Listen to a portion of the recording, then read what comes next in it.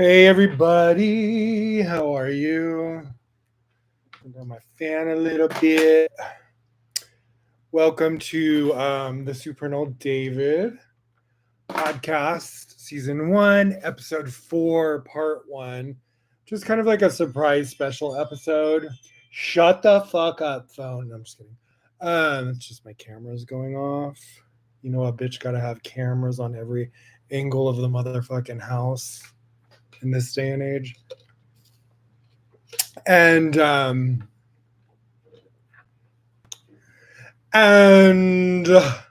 was just feeling inspired today. It's the last window of the Lionsgate portal, which is, today is August 12th.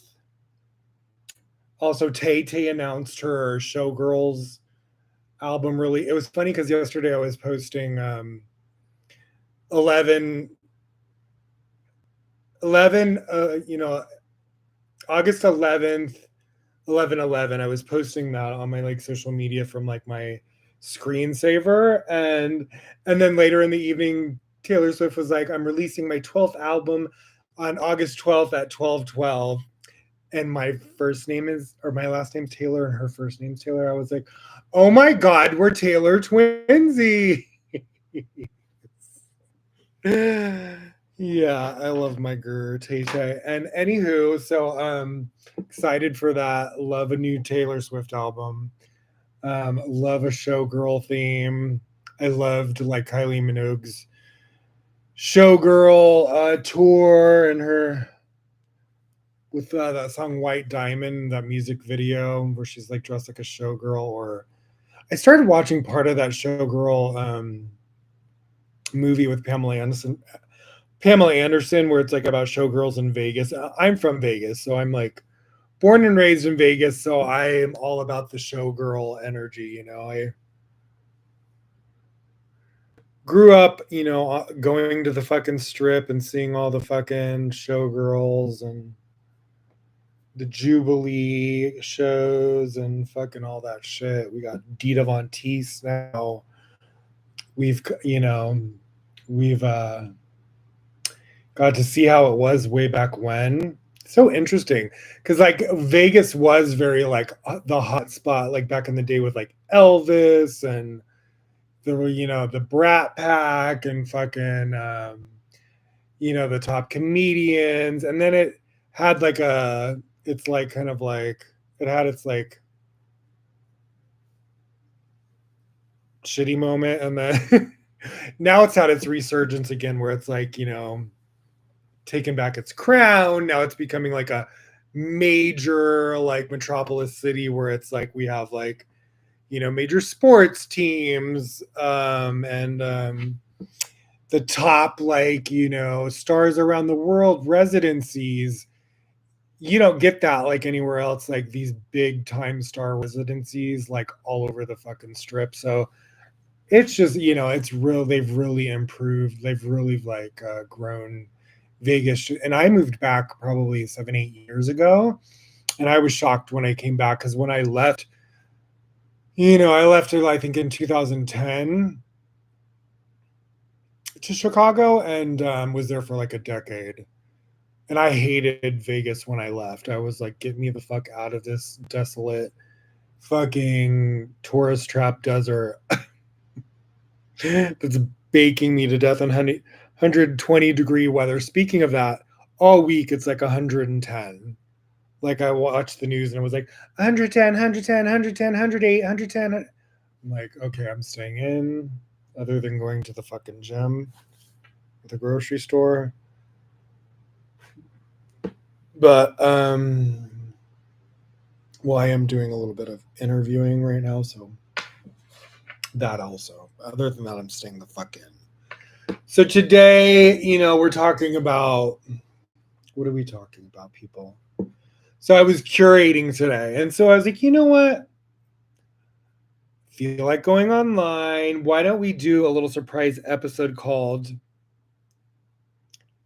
so I called it The Sacrifices, which was inspired by this week's Bible portion called a Kev.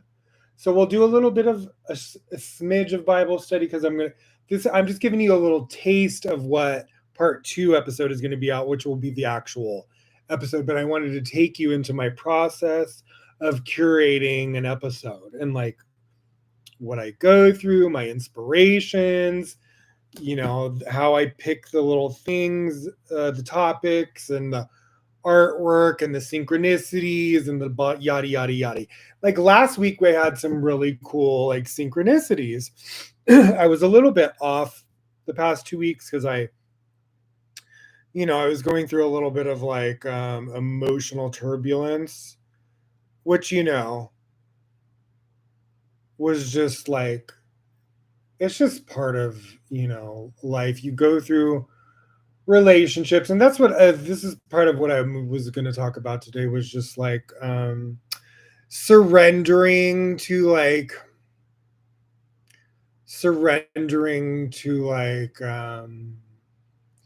life and like people, or like surrendering to just like having conflict or expectations, or pressure, or like surrender, and if you surrender like expectations, you're not as disappointed. It doesn't mean that you can't communicate your boundaries, communicate what you would like out of a relationship with someone, or communicate how you feel. And but sometimes it's like, I think sometimes we have expectations, we have like hopes, and when those hopes or dreams are not fulfilled by, say, another person, or things don't go the way we're envisioning or wanting them to, and there's like, you know, um, there's just kind of that sort of situation where it's not turning out how you want, especially when you like develop emotions for someone and you feel disappointed either by their like behavior, or whatever's upsetting you about whatever they're doing or saying or not doing or not saying. um it can just like emotionally take over you. And that was something that I was just like, was like unexpected, that it kind of hit me like right around. And and this is something I want to say as well, is that the negative side, or whatever you want to call it, the negative side, whether it's the universe, the creator, whatever, whoever's in control of what is happening, sometimes when there is like a major window of opportunity, or a great opportunity, sometimes that's when we get hit with these like emotional curveballs. It was literally the week of and things had been just going like out of a fucking dream with me and this person. And I was literally on like cloud nine in like a way I had never felt about someone. And and that week was really pivotal, because it was like, not only had I started, my podcast, and I'm getting to like, I mean, it's really like 6 episodes, because I do, and that's why I was going to take a little hiatus, because I knew I was like, okay, this has kind of thrown me off my game a little bit, and I don't want to show up on YouTube with, because like when I did my Instagram season 1 of Supernal David, I was so inspired, and I wasn't in any sort of like thing that was like throwing me into sort of any sort of like emotional turbulence, and I felt like it was like top tier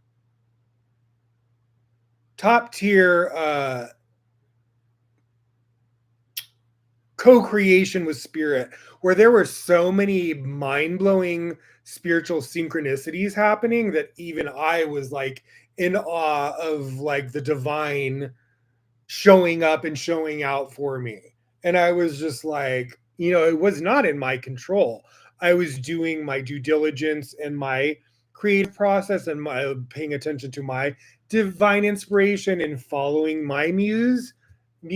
But for the divine to meet me with these like amazing synchronicities, it just like brought magic to my podcast in a way that was unexpected, thrilling, even made me more inspired. And I'm getting that as well on the on the YouTube version.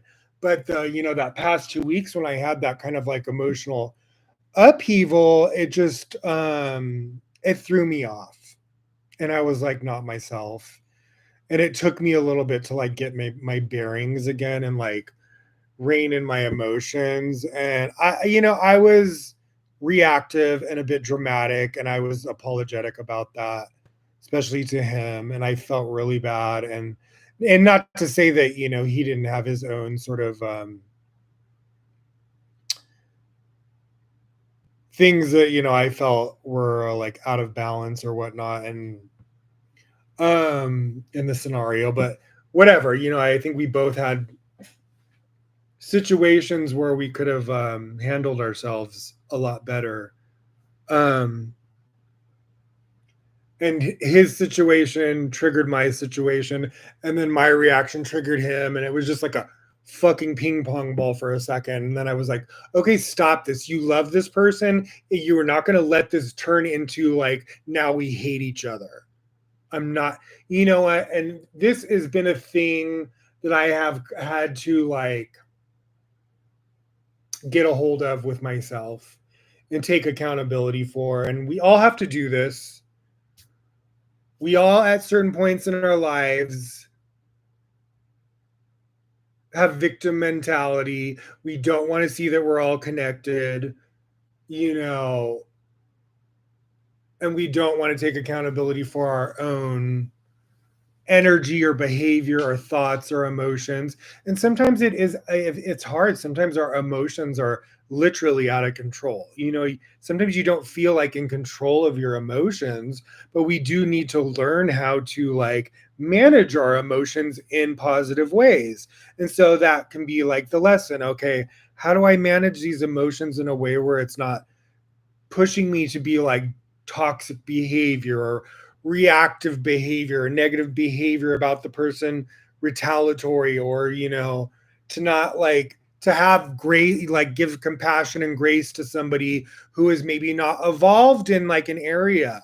And so I had to give him a lot of grace and be like, okay, maybe there's some aspect of the scenario I'm not seeing. I'm like, maybe this is something that's very hard for him emotionally. Maybe he's going through something private that he doesn't want to share. I had to really just like go into like, stop making this all about you. But it was just that, it was just kind of like, I don't know. Whatever the case, I'm not going to make excuses for him or myself, but I'm also going to let go of trying to control him and control myself, which is at the end of the day, all you can do is control your own behavior. And I, and I wanted to forgive him because I love him and I don't want,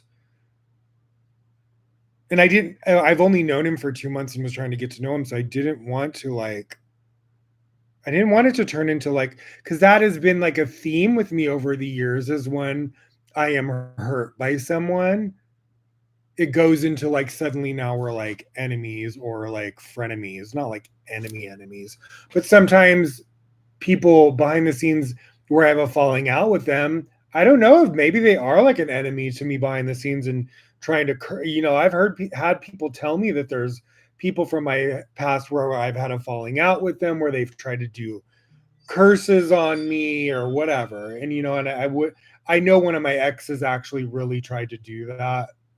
And there's a few people that I've had sent like, had like indications or try to do things like that. But I don't do that towards people. I'm just the type where it's like I may mouth off and kind of like say what about the person, what they did that hurt me and pissed me off. I'm the type to just like vent about it and then just like stop talking to them.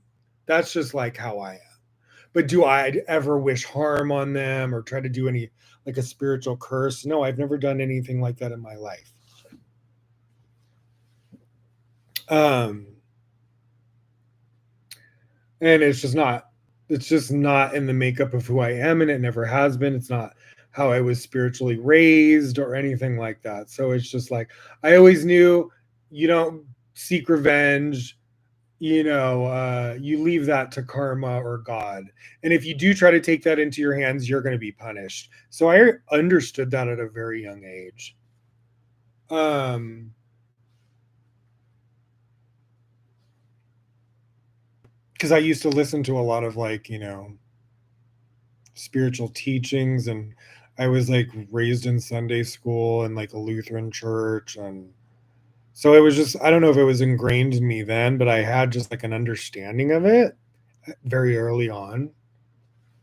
And I'm not saying I never was reactive, but I never like would seek revenge on someone. No. But would I sometimes like speak about the incident? Yes. Like on the internet or to other people. Yeah. So, I'm guilty of that. And, but also it wasn't just that. So even recent, like last year, I had this kind of like incident with like, um, where I was like studying with like another spiritual teacher and who's successful and his business partner. And I took one of their courses, and I was just kind of like, not in the right headspace, I think, at the time. And I was just very like triggered by the business partner. And, but I think a lot of it was more just what was going on internally with me and in my life. And like, and I still haven't gotten to a point where I'm able to like detach judgment.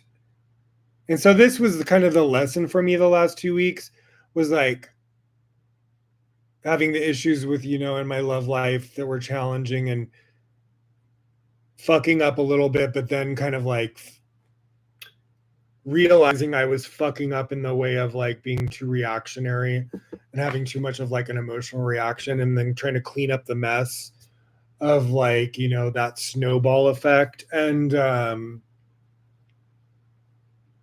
like, I'm not justifying that he was like inconsiderate in communication and hurt my feelings. I'm not, that is what it is. He knows that I feel that way about the situation. Do I understand why yet? Still no. But my reaction, I take full accountability for. And because people are going to disappoint you and hurt you at times, even, and I said that I was like, I don't think you maybe intentionally did that, but I want you to know that it did hurt me. That's the way you it felt like I was being led on, and you were like lacking in the communication department. And so he knows that I feel that way. And so, but, and also in this situation with the, two spiritual practitioners where I was taking their course last year, and then I had like a adverse reaction to him, and I kind of mouthed off too. And I was like, okay, David, you need to stop with this where you're like getting mad at people and then you're putting their ass on blast on social media. Like it's not fucking cool. Um and just fucking stop doing that. That's not the way you want to handle yourself. That, I guess, I don't know if it's an aspect of my defense mechanism, because I do feel very like alone at times, is to just like put it out into the fucking ether. Or especially when I feel like somebody, so yeah, when I feel like somebody is doing something intentionally to hurt me in a moment, it's maybe that's maybe my like retaliatory way. I'm not saying I'm fully revengeful, but that's my retaliatory way to be like, let them know, like, you have crossed a boundary with me. You are now hurting me and pissing me off, and fucking stop, or I'm going to fucking, publicly fucking like, make you fucking stop. and or to call you out on it so you'll fucking stop, you know, or to make the person like wake up to the fucking how they're being or whatever. And so I felt like an aggressive energy from his partner and like a disrespectful energy from his business partner. And I mouthed off about it on my Facebook and I dropped out of the course after doing like, pretty much like 75% of the course. But then I just like, time went on and like, I was like, you know what? So this week on the Lionsgate portal, I was like, you know what? I'm gonna really go out of my way to like make amends with these people and just swallow my pride and my ego and like, so I reached out, I signed up for his new course, followed them and followed even the partner that pissed me off and liked his post, and then I got a sweet email from him about next week's course. And like, I mean, we'll just say who it is because it's obvious. Aaron Doty and then his partner Victor Odo. And so shit's fine now. Like I'm taking their 3 week or 3 day. Last year I think it was like a 2 week course or a 3 week course. Like it was long, and I just think it was like a bit much for me, and I had like a fucking meltdown. And I was just like, I have a problem with. So this is another thing that I want to explain is that I have a love hate relationship with men. I come from growing up and being abused by multiple fathers. My blood father, MIA at the age of 1. My adopted father was an alcoholic and abusive to me, not physically, but mentally, emotionally. Physically, he threw me on the streets and caused me to be homeless at 18. Yeah, so that is kind of physically. And then I had 2 other stepfathers that were abusive to me as well that my mother was with. And then I've had abusive boyfriend, like kind of boyfriends, or guys I've dated.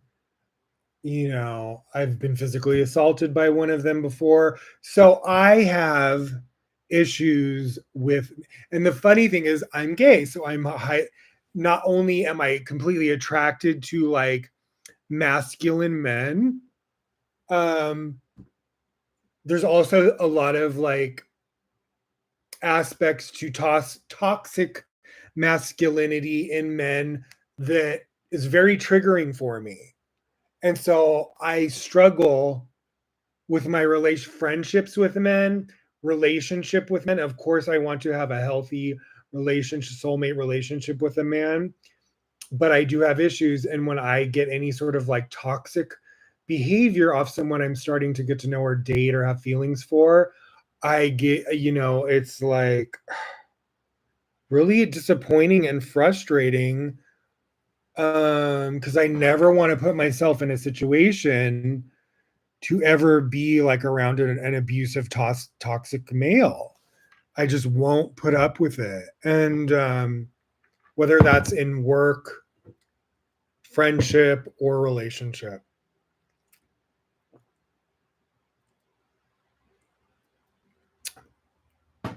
And so sometimes I'll be around a guy and they will start behaving or speaking in a way that really triggers that past trauma, and my defenses come up. And I'm learning to like work through that and be like less reactive to that and then kind of like nip it in the bud. Like I could have handled both of those situations with Victor and Aaron completely differently. I could have communicated it, or I could have even just kept it to myself and like not let it uh, trigger my emotions so much to where I wanted to drop out of the course and just finish what I started. You know what I mean? Or I even let my interactions with Victor like influence my connection with Aaron, which was weird, like immature of me as well. And then even, with the guy I'm liking recently, where I'm not going to say his name out of respect. And just because, for various reasons. Um, and uh, and I could have just communicated or been a little more patient and understanding of why he was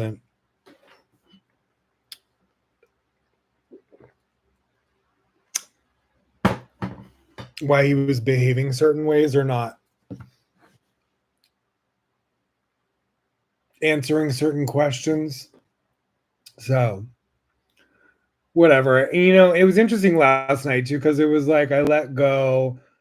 We've kind of I've messaged him and let him kind of like cleared up everything between us, and like he understands where I'm coming from.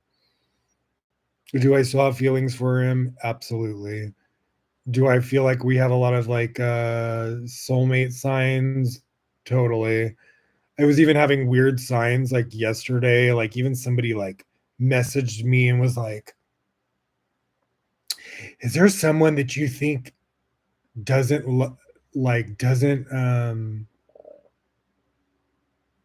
love you but they actually do?" Just like I was having these intense weird signs yesterday like about him. And it was saying that that the negative cycle that he was in, he's breaking out of, and that he does love you. I was getting this sort of energy all day long, or yesterday, that he does love you, and he's breaking through these old ways, or these, and I was getting like a lot of like psychic information just like about him, that he's like having to break out of being raised a certain way or in a certain environment, or his environment around him, how it has influenced him, and how he's having to break patterns of how he was before, and that he is in love with me, and you know it was this it was just a lot of like that, and then just like on a lot of strange levels, and then I had like a dream of him last night, which was bizarre. And it was like I was like viewing him at work or something. And it was weird because it was like he was eating lunch between these two twin girls. Just funny because we're both Gemini, like the twins, you know, and he is bi or whatever. But so I don't know what the dream like represented. It was him. He was just eating, it looked like he was just eating lunch at work between these two twin girls, and they were really pretty. So of course there was like a little bit of jealousy in the dream. Just not really, but kind of, because it just seemed like this seemed innocent, like they were eating lunch at work. But obviously I'm like who are these bitches? Get off my man, you know? And I'm like, and it was weird. It was like I was sitting with a group of people and we're like observing him sitting having lunch at work with these two girls, and they were like twin girls, and I have no idea what if this is like symbolizing. I don't know if I was talking with my spirit team or his coworkers or what. It was just very weird. It was like I was sitting at a separate distance. He and those two girls could not see me, and me and these people were discussing, and I wasn't upset in the dream. I was just kind of like discussing, and it was as if I was like viewing him at work or something. It was weird. And don't really understand. Like I woke up like, okay, spirit, I don't know what you're trying to tell me with this. It wasn't like there was anything, and I was having all those weird signs yesterday, kind of like about him, and like, oh yeah, like look, I'll read you what this person like messaged me. Like I don't know, like some psychic person or something, and I don't follow them or anything. It was like literally just like a message, and they were like, which I got another one from some other psychic person, and I was just like, what is with this? Messages. Here we go. Look. Hello. I was just scrolling through the app and I got a psychic divination about you. You are still in love with someone who you think doesn't love you back. Am I correct? And I was like, "What the fuck?" That was, like, yesterday at 3:13. And, that was the energy I kept getting, like, all these weird synchronicities where I was like felt like the universe is like, "He does love you." He's just, like, struggling with his feelings and his life and, like and so, I just don't wanna read into anything, or be led astray. The funny thing is too is, like, I have tarot, but I've never done a tarot reading on him. That's kinda how I am. I don't just invasively go into people's stuff. I usually just let spirit if spirit, like my spirit team does not play, and they will show me shit if I need to fucking know it. So I'm not the type who's like invasively goes and is like I just give people the benefit of the doubt unless I feel like there's a red flag. I don't sit there and do tarot readings on people trying to like spy or figure them out and I know people do this to me all the fucking time. I even know the guy that I have all these feelings for has done this to me without my permission. And which I kind of tried to let him know I didn't think it was cool that he was doing that. And he still kept doing it. Um, but I don't feel like it was coming from like a bad place. Until we were fighting, then I felt like it was coming from a bad place. But then we kind of like, squashed that little beef. And we're good now. But I'm saying I've never done like a tarot reading on him, or even just to say like a tarot reading, like you know, is this meant to be? Is this my soulmate? What's going on here? Just I've never even just done that. And I'm not to say that I won't do that or wouldn't do that. I'm just saying I'm not the type to really like do shit like that. I'm very like general with my tarot readings about myself.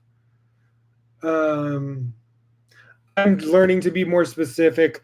I watch a lot of tarot readers and I love how they get very specific and they'll pull another card. Um, but sometimes I think people get a little bit like, I think like a little bit goes a long way when it comes to like spirit and communication. I think sometimes spirit is just like, we'll give you a certain amount and then just sometimes people are just too like more I want to know more, I want to know more, I want content. You know what I mean? They're like, what are they doing now, what are they doing now, what are they doing now, what are they doing now, what are they you know what I mean? It's like, dude, chill the fuck out. Like all you need is one little kind of gist of what's going on and then move on. You don't need to be like um obsessive compulsive up someone's crack about every 2 seconds what they're fucking doing. I'm not somebody even in relationship where I'm like breathing down their neck. Like you never want to like make somebody feel like they're like a prisoner in love and you're fucking like have them on a goddamn leash. It's like, or that you're like crossing boundary, like these relationships where they're like, let me break in your phone and see what you're doing. Like I'm not into shit like that. Like it's like, no, like I'm like a good boyfriend. Like I will give you the fucking benefit of the doubt. I don't need to do fucking things like that. You know what I mean? Spirit will tip me off if something's fucking, not kosher, or I will instinctually like this, for example. So the toxic quasi X or whatever the fuck you want to call it, um, that I had like in my early 20s, it was really toxic. So one time when we were dating, off and on or whatever, and like I go over his house. His parents are out of town, and I'm like in his house. And all of a sudden, I'm like, you had somebody in here, didn't you? Don't know how I knew. I'm like, and then he just looks at me, kind of like stunned. I'm like, I just got this weird feeling. I'm like, you had somebody in here, didn't you? And then he's like, yeah, yeah. So I just get my, I get my downloads. They'll just come over me. I don't. I'm not even like trying to do it, and it just will come. You are attracting a. Shut up, TikTok. And anyways, so this week Supernal David. I so I was re-inspired by Teal Swan. And so I'm like, I started getting into her like 5 years ago or something, 5, 6 years ago. Probably maybe even before then.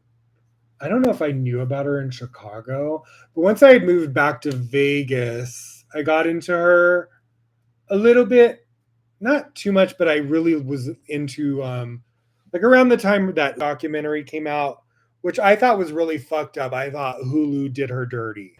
But I loved just seeing I loved having that window into the life of Teal Swan, even if Hulu, the director or the editors or whatever, made her look bad with like fucked up editing, which a lot of these reality shows or documentaries do. They take things out of context, and Hulu really did that.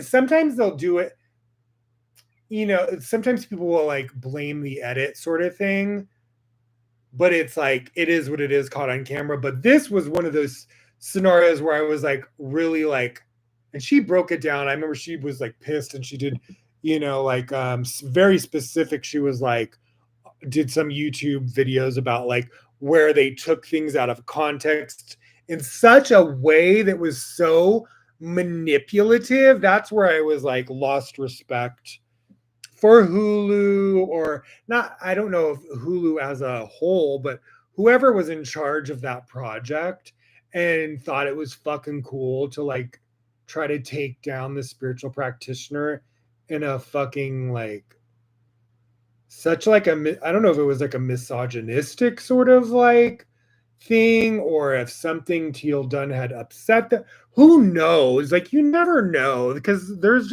a negative side in the world or in people where sometimes people will just do fucked up things for the strangest reasons.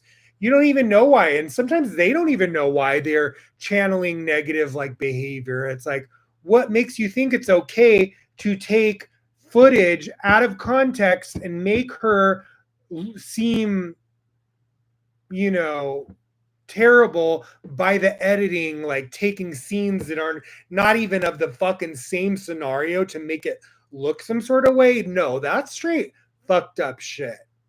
And I'm like, you know, I was kind of mad for her. I was just like, because that's like her fucking bread and butter. That's her empire that she has fucking built from the ground up. And like, it takes a lot of effort, especially she's somebody who comes from extreme trauma like I do. So I felt kind of like protective over her. Like how fucking dare they? You know what I mean? And I'm glad that she's like, she's like me. Like she'll speak out like when somebody does, something fucking unfair or fucked up. And but whatever, like I didn't let that documentary influence me to look at her in any sort of like negative light. And I like enjoyed it regardless of how they tried to fucking edit shit between her and, certain people. And and I forgot a lot of it. Like it's been like I was taking care of my dad with dementia around that time. So I don't even fucking remember. So I bought it again. And so it's the funny thing though is like I was like I went up because I have Hulu, and I remember her speaking out not too long after it aired and like calling out like Hulu. And you can still I think pull up those videos where she called. Yeah, it's still on YouTube, those videos of her calling out Hulu, and Hulu has taken it down. So she fucking won, and like I'm proud of her. And I don't know if there was any legalities to the situation, but they took it down. It's on YouTube and you can purchase it on YouTube, which I just did. So I bought it. It's for like $4. You can rent it or you can buy it. So and it's like a 4-part series, docu series And so it's on my screen right now. You can see it's called The Deep End. It was weird when I first typed it in, it didn't initially come up. But when I Googled, I was like, it said YouTube or like I think, what is it, Amazon or something like that had it, and I don't fuck with Amazon, and with when it comes to like shows and shit like that. So yeah, The Deep End. What's the first episode called? The Lost Toys is the first episode. Um so yeah, $4, you get 4 episodes of this docu-series. So I'm gonna watch it again because I'm having like a little Teal Swan resurgence. And I just think she's really like smart and interesting. And also she's like a really good artist, like, or painter. And so she had all these like really cool paintings the other, she did this post where it was like these different, here, I'll read it you about it. So we're gonna, and it influenced a little synchronicity and subject that I thought I would want to like study a little bit about this week and talk about. Because I've had this connection with like the angel Metatron, and in the Zohar it refers to as Supernal David, that, the chariot being aligned with Metatron. His chariot is like, Metatron is his chariot, Metatron's cube. And and Metatron is Enoch. So he was a human before he became an angel. And so she had this cool post, pick a frequency painting, and the paintings are fucking good. Like, these paintings are just like really good. Like, I love this style of painting. Like, it's very like, well, the light's kind of fucking it up. I don't know if you can see, it's kind of like, and so I was drawn to this one painting, number 5, which was like blues and reds, which I've always been drawn to, like blues and reds. And I just loved, kind of like, once I zoomed in on it, I'm like, oh, this is the one. So then I was like, oh, then she, tells you which. So what, like, one is Kuan Yin consciousness, or number 2, excuse me, 1 is Christ consciousness, 2 is Kuan Yin consciousness. If you don't know about Kuan Yin, you can learn actually a lot through Alana Fairchild about Kuan Yin. Sanat Kumara consciousness. I'm not too familiar with that, but I'm thinking that sounds like a Hindu name. I'll have to look into that. Buddha consciousness, and then Enoch consciousness, and then Muhammad consciousness. So I got Enoch consciousness. So it said find Teal's frequency card at tealswan.com/frequency. You're a match to Enoch consciousness, the vibration of the consciousness of Master Enoch. Enoch consciousness is an elevated consciousness. This frequency offers alignment with your higher calling, insight into the inner workings of the universe itself, mastery of duality, integration of dichotomy, supreme discernment, acceptance of reality, receptivity to truth, the positive form of judgment, fortitude, temperance, amplification of cause and effect, and enhances prophetic capabilities. I'm like, well, that fits me to a fucking T. I was not surprised when I got that one. It felt like a complete match. So I found that inspiring. And so I'm a breadcrumb type of person. So if I get breadcrumbs on something or something, I'll like go a little bit deeper. And sometimes, you go down the rabbit hole of something and all this like inspiration like comes out.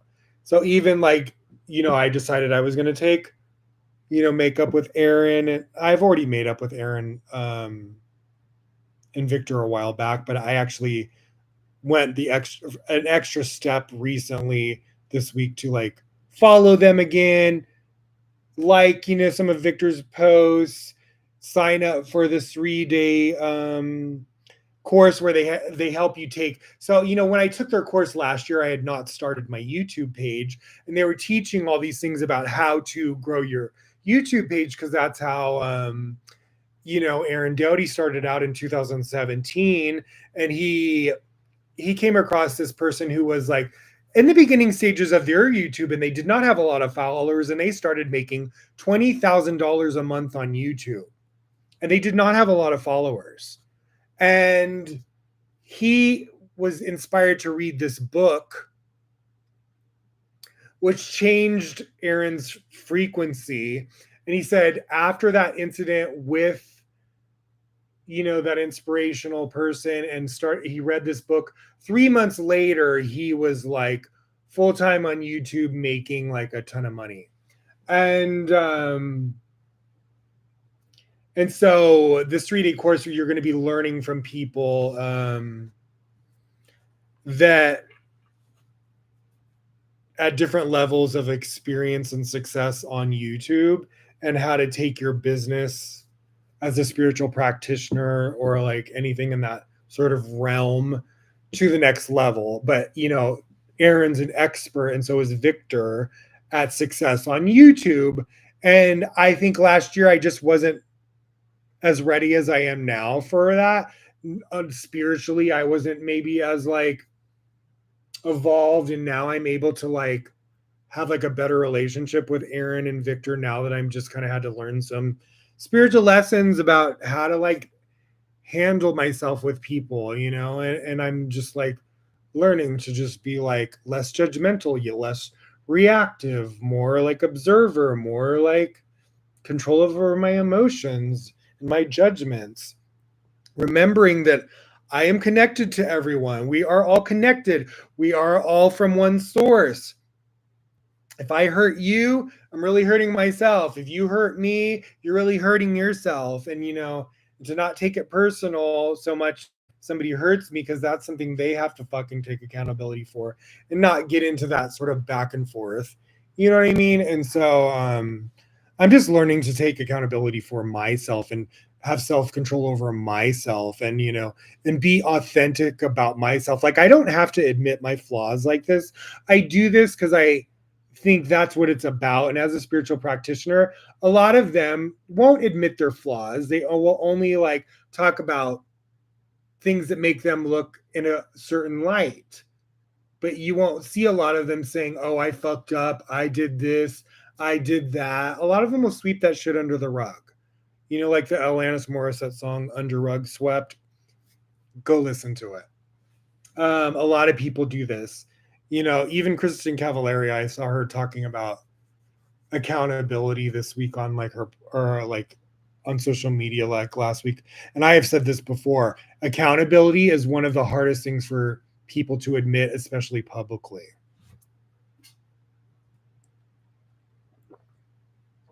We all want to have this. It's funny because the guy I like to, like, he started on social media very young, and it was like this cute video I had stumbled across when he was younger, and like where he had said he had gone to a church with his like mom, and he said something, and he was like a teenager, and I was like, how funny, because he's younger, he's like 24, and I was like, oh, how funny, because like, so when I was young, social media didn't even exist. I was like, so how? And I was like, I had like home videos on like a video camera.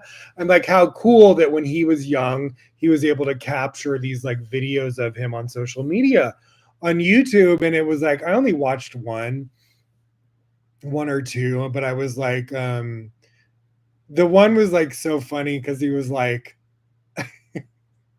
he was talking about going into a church with his mom, and he said something, and it reminded me so much of me, like when I went to the Kabbalah Center, like, and first started studying there.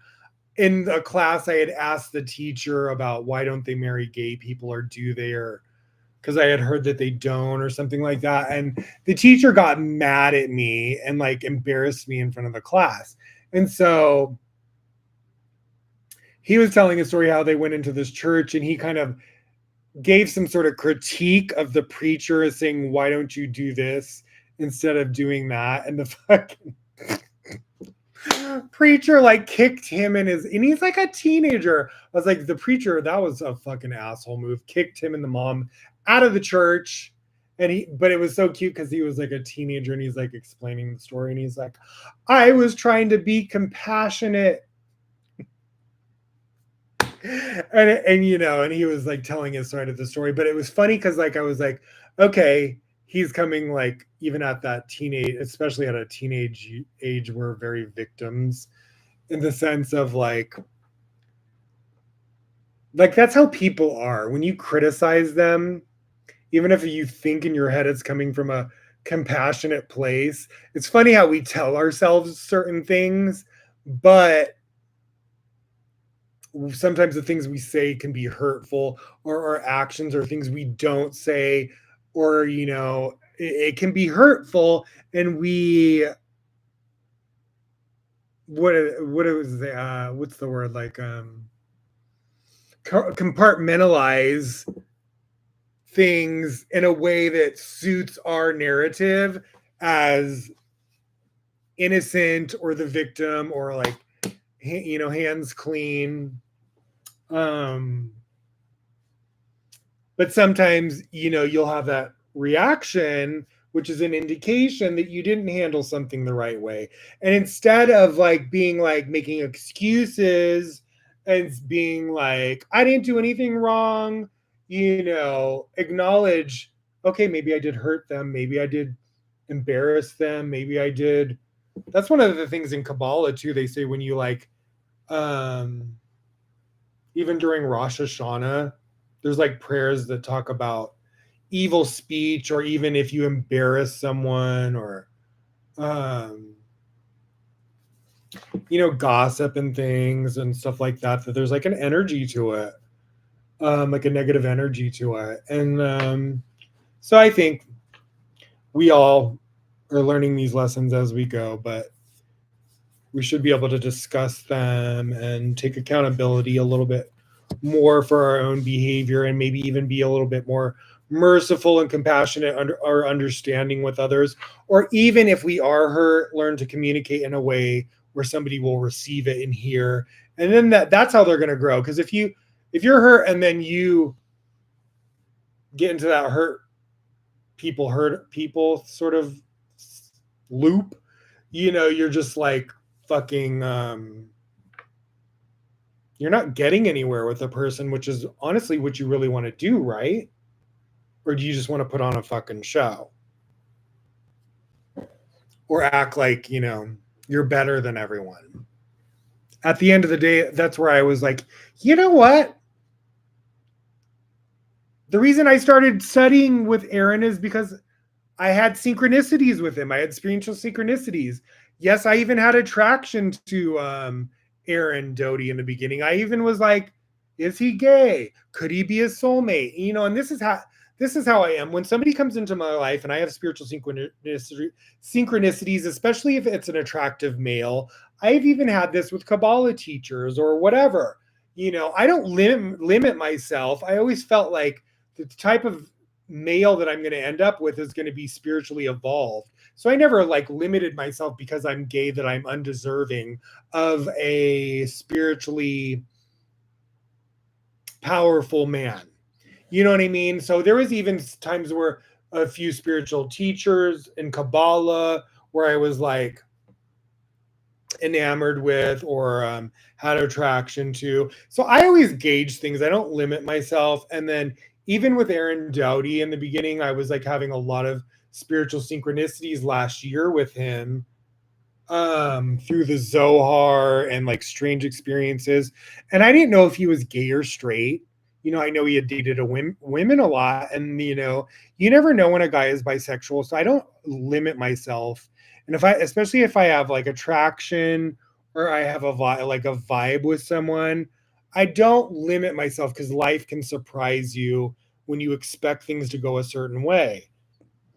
And so, but then I kind of, when I had that falling out situation, I just kind of like, any thought of that was like washed from my mind. And then as well with, this new guy, he's very spiritual. He's younger, but he's very spiritually wise. And that is a huge attraction to me. I'm always attracted to like spiritual men. And I know my soulmate will be like a spiritual person.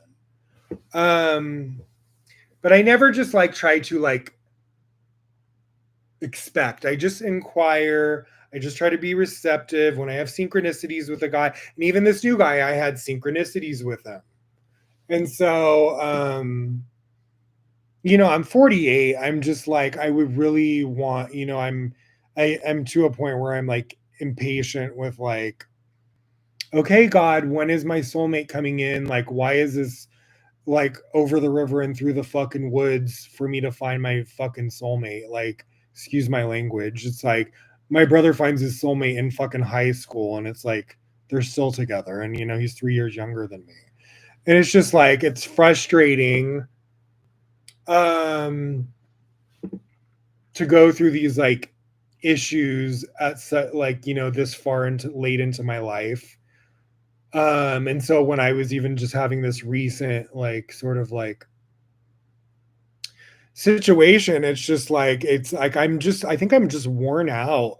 Like somebody was saying that too. They're like, that they're saying you're at your wits end with things, and I kind of am in a lot of ways at my wits end with a lot of things. This last month has been really hard on me because I'm going through like a major sort of like tower moment when it comes to my career, my finances, this my disability is ending. I have one more paycheck at the end of this month, and then my insurance has been taken away from this administration through Social Security, through Trump and Elon Musk have done this, where they've totally taken away my disability and my insurance. And I'm having to just, I don't want to like fight that sort of like system that is like overtly discriminating people like me. To me, it's just a losing battle that I'm not willing to like go through. So I'm just like, I'm aligning myself with God and source energy, and things aren't happening as fast as I would like them to. I'm not as certain, and this is also in my love life. It's like I will have like good days and synchronicities and things, and then I'll have something that like a curveball, and just like I'm thrown off by someone's energy, and you think things are going one way and then suddenly they start going this way and you're like, what the fuck? You know what I mean? It's like an emotional these are things that are very like important to me, and I've really gone through so much hell and back in my life that it's like I am worn out. I really am. I don't have like a huge patience for what life sometimes puts me through, and my fuse is very like short, because I have been through, I am like medically diagnosed with PTSD. I have gone through multiple bouts of homelessness in my life. I have been through abusive situations and starvation, and I've just been through a lot of shit. And drugs and alcohol, and you know I've been raped and mugged, and I've just been through the ringer in my lifetime. And now I'm at a place, I've done a lot of healing the past 7, 8 years, major healing. But those things, I'm also getting older. And as with getting older, things get harder on the body, things get harder on your patience. It's just like as you get older, you don't have the wherewithal or the endurance or or the patience, the endurance, the fucking that you'd once had. And so that's why I'm very particular about where I place my energy, my boundaries, because I'm not fucking around anymore. It's like I only have a certain window of time left in this lifetime at this age where I have to be fucking on my game. I have to be on point. I can't let something siphon me or drain me or take me off track or cause me to go into any sort of and I had years where I would self harm. And I never want to go back into where I am self harming myself again through smoking, drinking, or just like shutting down, you know what I mean, or angry behavior, reactive behavior. And so I'm just like, that's why I'm particular about who I allow into my life. I want them to understand I am very sensitive. I am fragile in ways. I I don't have the fucking strength of a 20-year-old, okay? I don't. And so if I'm dating somebody that's 24, they need to understand, have a little bit of compassion and patience and understanding for what I've been through and where I am at this point in my life. And I, there's a lot of people that have not gone through what I have gone through. They don't know what it's like to go through extreme trauma on the level I have for as long as I have on my own in this cold ass world with like fucked up like parents and fucked up family members and fucked up friends and fucked up boyfriends and being on your own in the world and having fucked up credit and going through like almost straight up slavery, like being like almost like a fucking slave for years and being at the mercy of fucking strangers and shit like that. Like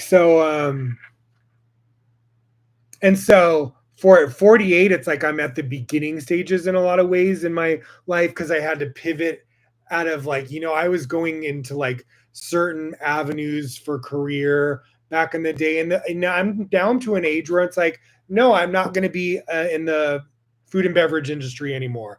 Bartending, waiting tables. I'm not going to be, if I am in the music industry or acting or shit like that, it's gonna be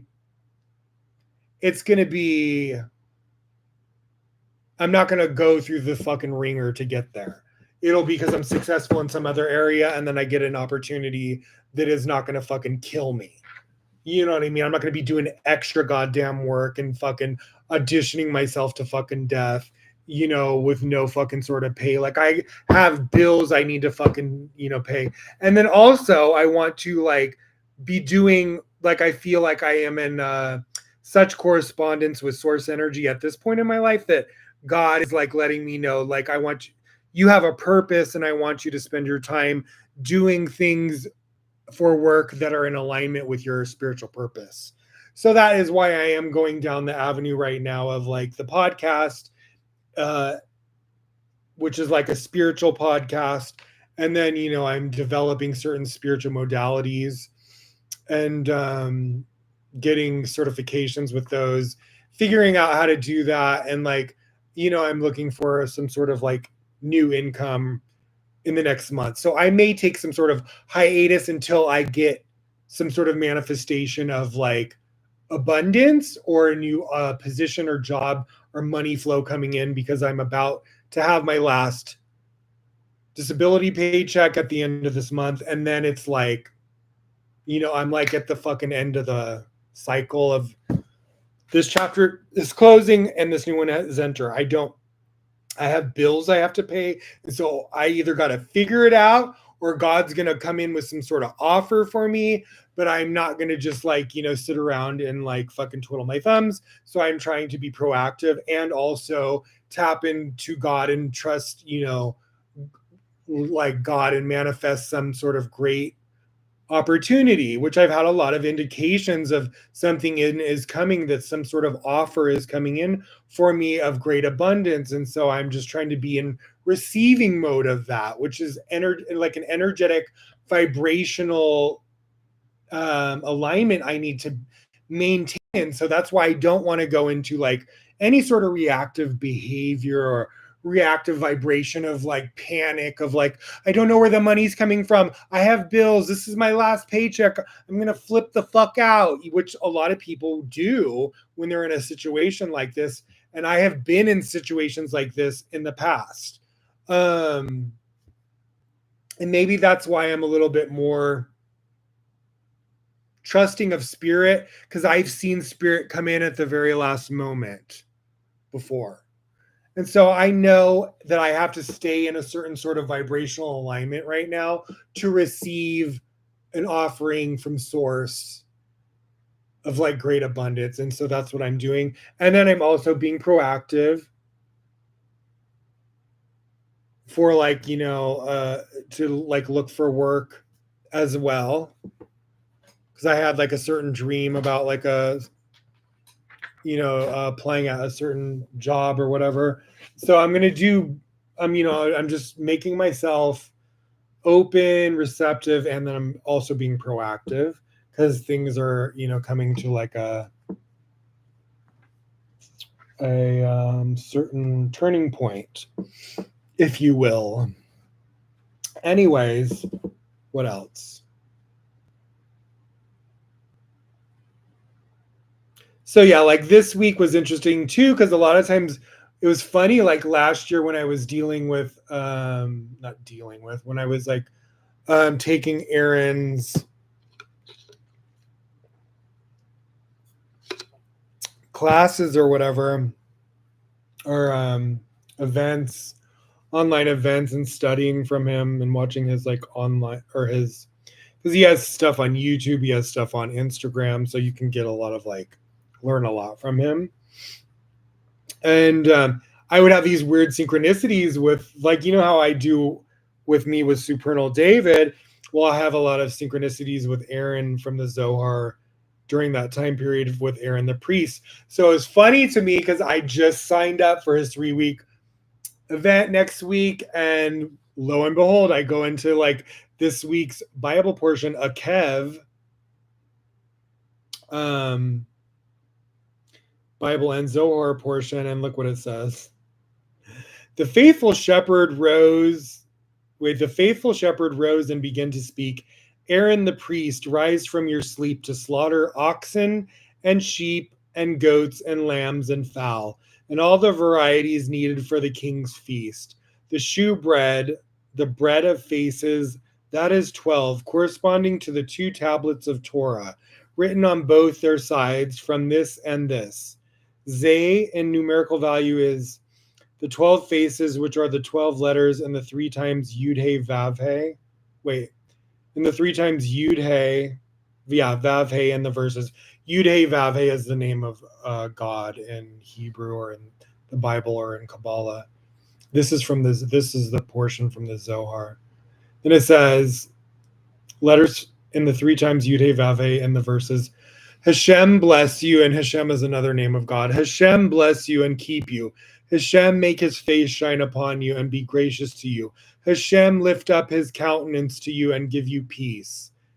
The second Zay like Zeh, I don't know what that means, corresponds to the 3 times Adonai. Adonai is another name for God, which contain in them 12 letters. And now these different names for God have different meanings or aspects of God.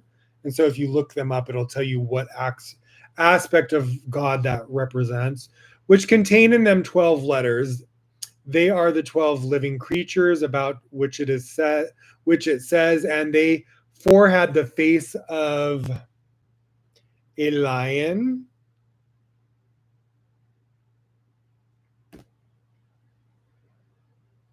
On the right side, and the 4 had the face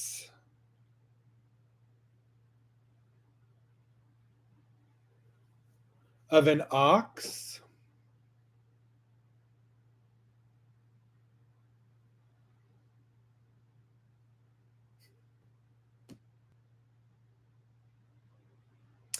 On the left side, and then they 4 also had the face of an eagle.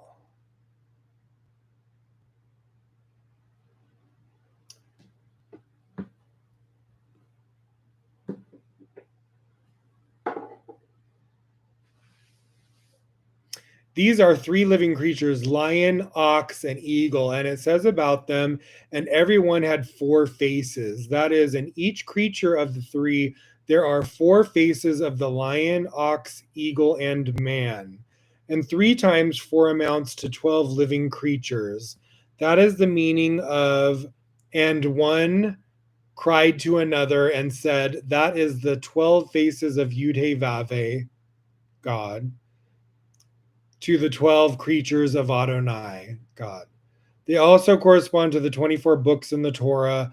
That is the 24 books in the Bible. This is the meaning of this is the table that is before Hashem, because a table is Malhut. Malhut's the physical world. Zay is the 12 creatures that are in Adonai, which is Torah. That is the 24 books in the Bible. This is the meaning of this is the table that is before Hashem, because a table is Malhut. Zay is the 12 creatures that are in Adonai, which is Malhut.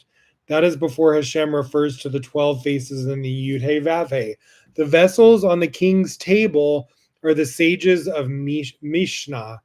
Mishnah is a certain type of prayer that they do. Versed in prayer with the sages composed to correspond to the sacrifices. So that's why I called this episode The Sacrifices, because I was wanted to talk about sacrificing our ego. Like a lot of when you learn about sacrifices in the Bible, they sound like they're like physical things, which they refer to as like, and maybe back in the day, way back when, they would do these sort of physical sacrifices for spiritual reasons on the altar. But now they don't do these things, especially like in the Kabbalah Center or anything like that. And they take them as they teach that symbolically it's really representing sacrificing an aspect of your spirit or ego or physicality, attachment to physicality, or it can be like various things, you know. And so I was really this week I was really acknowledging about sacrificing my ego perception of other people. So I had to look at the person that hurt me this week, the past 2 weeks that I love, and say, why am I like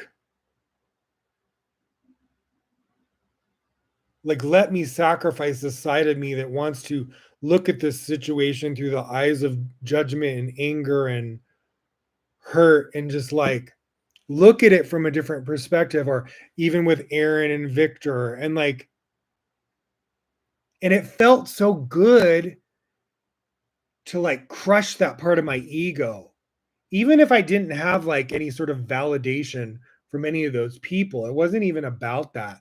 And you know, and I do and did, like, I feel like their energy is like receptive, and I'm happy, and I think they acknowledge it's coming from a genuine place. And that's the thing, is like, if you are going to do something like that, it has to come from like an internal genuine place.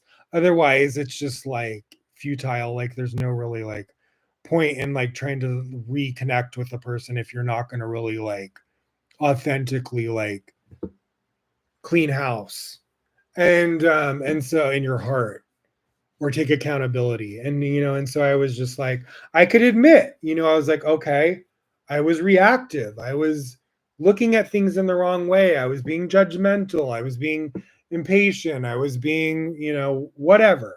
I was just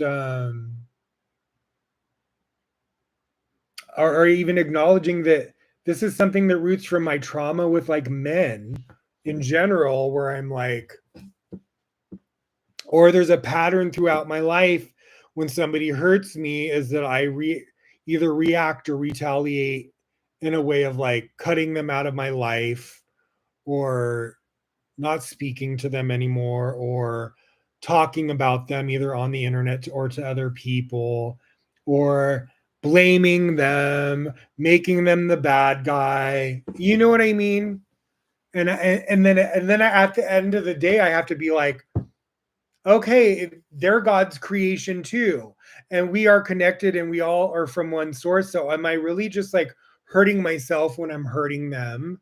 And am I causing myself like negative karma by doing something like that? And I want to break this cycle of like behavior of like the way I view people or the way I respond to people or the way, you know what I mean? And it was just like I had just this is like a epiphany when I was going through this like emotional situation with, you know, this person that I like love. And I was just like not willing to let it, because I was like, no, you know what? This was not, we were like had a strong connection, and I'm letting some just like miscommunication derail it to where we're suddenly hurting each other with our words and our reactions and our energy. And I'm like, this is not fucking cool. How am I going from like this intense sort of love to this extreme sort of fucking like anger and sadness and like this is not fucking cool. And I had to really just like take accountability for myself and acknowledge what part of I had to acknowledge what part was my accountability, what part was his accountability, and I made that very clear. And but at the end of the day, I have to shift. If I want that person to shift, the first thing I need to do is shift my own fucking stuff. And so, you know, even though I allowed my feelings to be hurt by him because I do care about him so much, um, I didn't have to like do the emotional nosedive that I did. It was like I just fucking did like a nosedive into the fucking cement. No, that's not, that's a little bit graphic. I mean, like, you know what I mean? I just fucking like crashed and burned, so to speak, metaphorically. I just like tortured myself. I was like emotionally nauseated and like it was just like I felt like my heart was like broken, and I was like it was like an old heartbreak feeling that I had not felt in a very long time.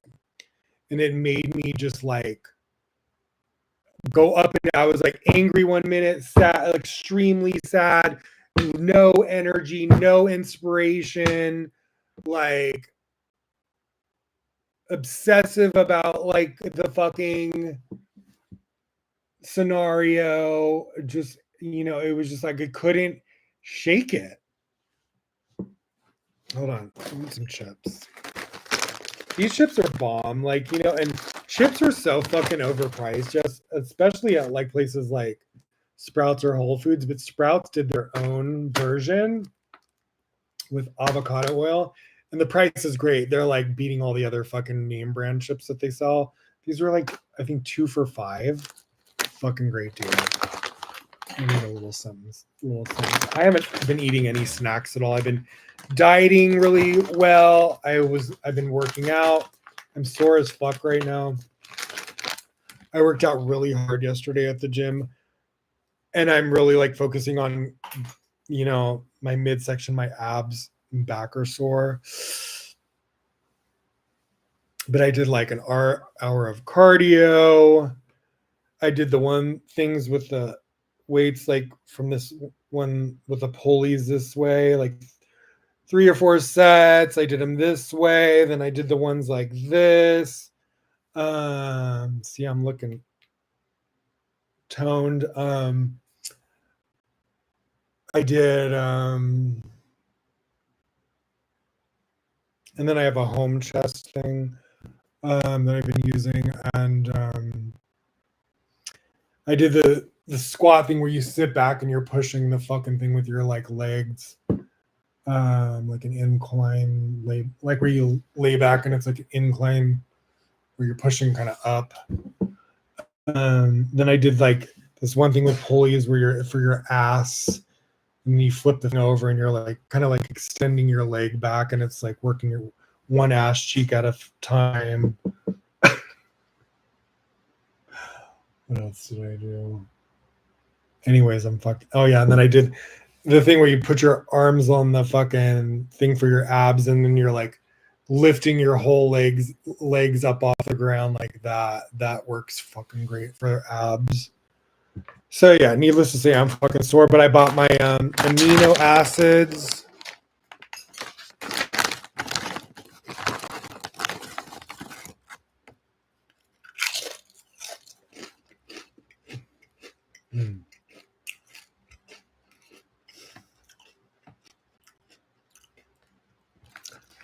I bought my amino acids from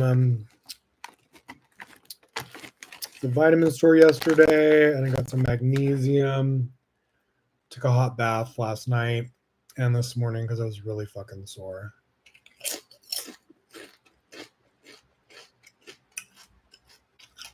So I'm feeling good again. Kind of pulled myself together right as the Lionsgate portal started, but that week or two before that, I was like a fucking emotional wreck.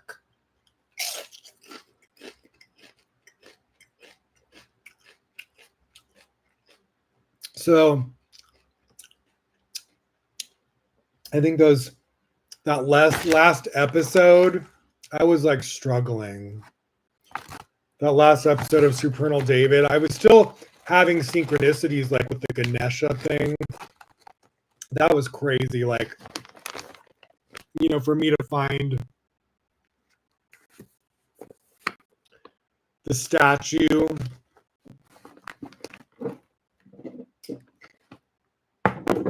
that is the exact picture of on the deck. That was crazy when it wasn't there the day before. Then I go back to that store and it's there. Crazy. And then when I read the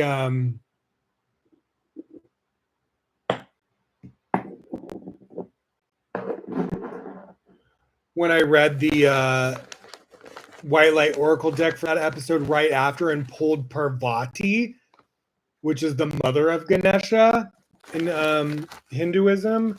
What are the fucking chances out of that entire deck? And I picked the one card that is the mother of, you know, Lord Ganesha, one of the Hindu gods. That blew my fucking mind.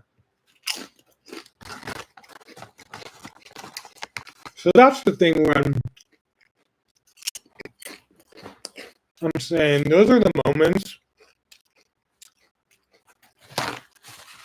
that I live for doing the podcast. Because when spirit meets me halfway like that and like shows up and you know, it just feels good. Sometimes, you know, and you know, sometimes there's various lessons and things like that. But it makes you feel like you're like connected or you're on the right track when you're like, or you feel like spirit's guiding you in a direction, you know? And so I really try to keep my ear open, like, and like pay attention to those when spirit drops those breadcrumbs, like, go this way, study more about this, study more about this. Like, even on the last episode. So,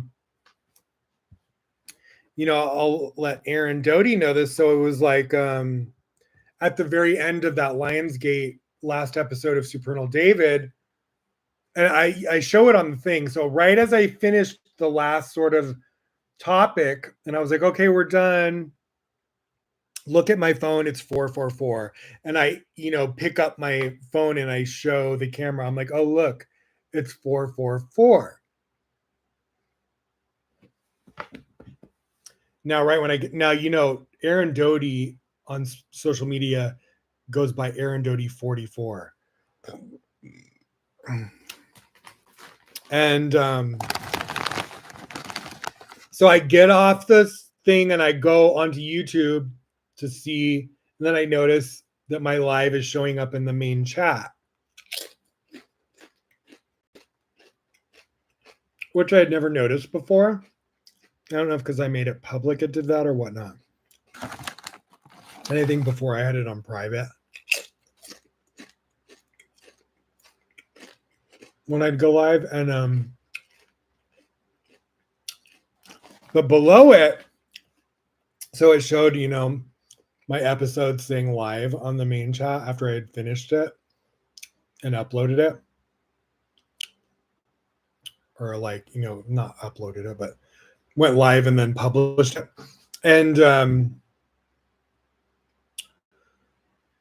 right below, it was funny. It showed like a video from Aaron, and he's like going like this, and then it's my thing on top of it, as if he was like sending me like energy. I was like, this is weird. And then I'm like, how weird that right when I ended that episode, it was 444, and then I come across this weird little, and I snapshot it and posted it and tagged Aaron. And then I came across his 3-day like free course next week, and I was like, you know what? Maybe this is a little synchronicity that I'm supposed to like make a excuse me, make amends with the situation, because I had synchronicities last year with him, and I was like, I really let myself get. That's the thing. If you have synchronicities and signs with someone, and you're connecting with them, and you're vibing, and you allow stupidity or ego to like take you off course of that, that's your fucking bad. You're losing out on like a great connection with someone because you're letting your ego get the best of you, or their ego get the best of you, or your mutual egos get the best of both of you. And that's not what Source intended for either one of you. You were intended to have a close connection, whether that's through friendship, mentor, student, boyfriend, husband, soulmate. It does, you'll figure that out as you go. But if you let your egos derail it, it goes to waste. And I realized, I was like, fuck. With all these 3 guys, they were important to me in various different ways. And I'm not trying to put them in any box of who is what, because I'm not like, I don't have a ring on it, you know what I mean? Wait, left hand, right? I'm have indications of who is what and when and where and why, but I'm not like in a relationship with anyone yet. And sometimes friendships, or even student teacher, you never know what's going to turn into. Like, it was meant just like as a friendship, or to turn into a relationship, or who's a soulmate. Sometimes you don't know in the beginning stages if somebody's a soulmate or not. So I don't ever jump the gun or just like assume shit. Because when you assume, that's when like in spirit can like literally be like, you thought so. You know what I mean? Like, I don't try to play God. So I'm just like very like receptive. Okay, God, this is how I feel about this person. Do I have your permission? Is this my soulmate? I'm like that.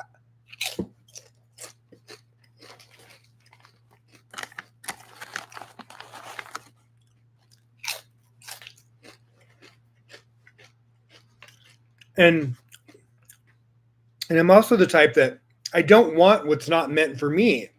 I want what's meant for me. And I'm willing to let go of something that's not meant for me to receive what is.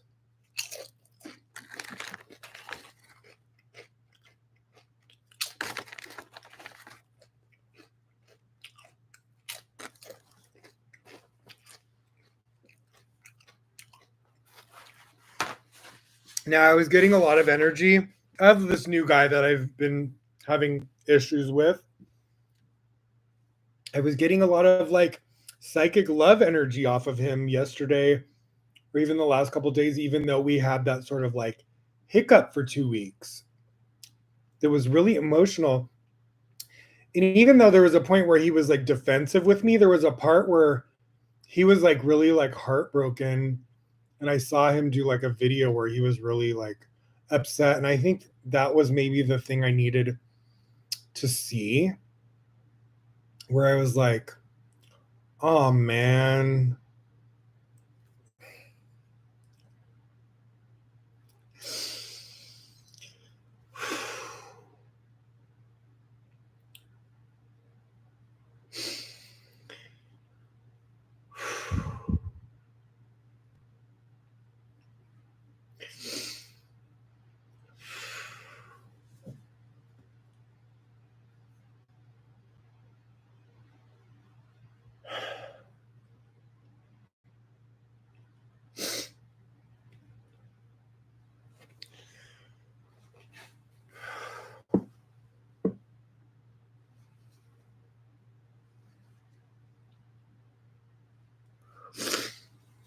Like I was almost just like, because he's not communicating the way I want, that he doesn't care.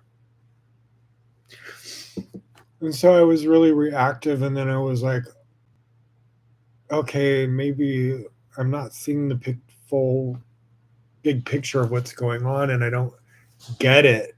But something just felt like red flag, you know what I mean? If something was off, and it came off like as if he was like being disrespectful or leading me on or not taking like my life as important, which I've had people do to me before, like use up my time and energy as if it's not valuable. And I really, that pisses me off.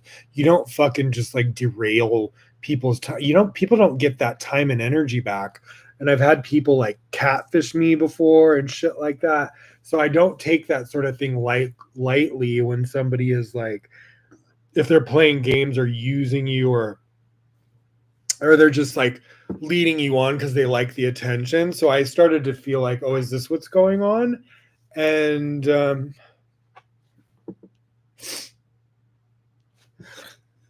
was just like, not again.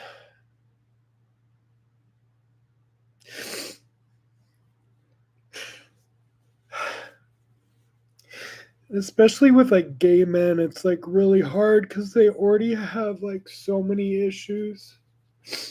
Just like in general, like gay men are like fucked up from society, and it's like really hard, especially for like divine masculine men, which I'm usually attracted to. A lot of them have a lot of fucking they got a lot of like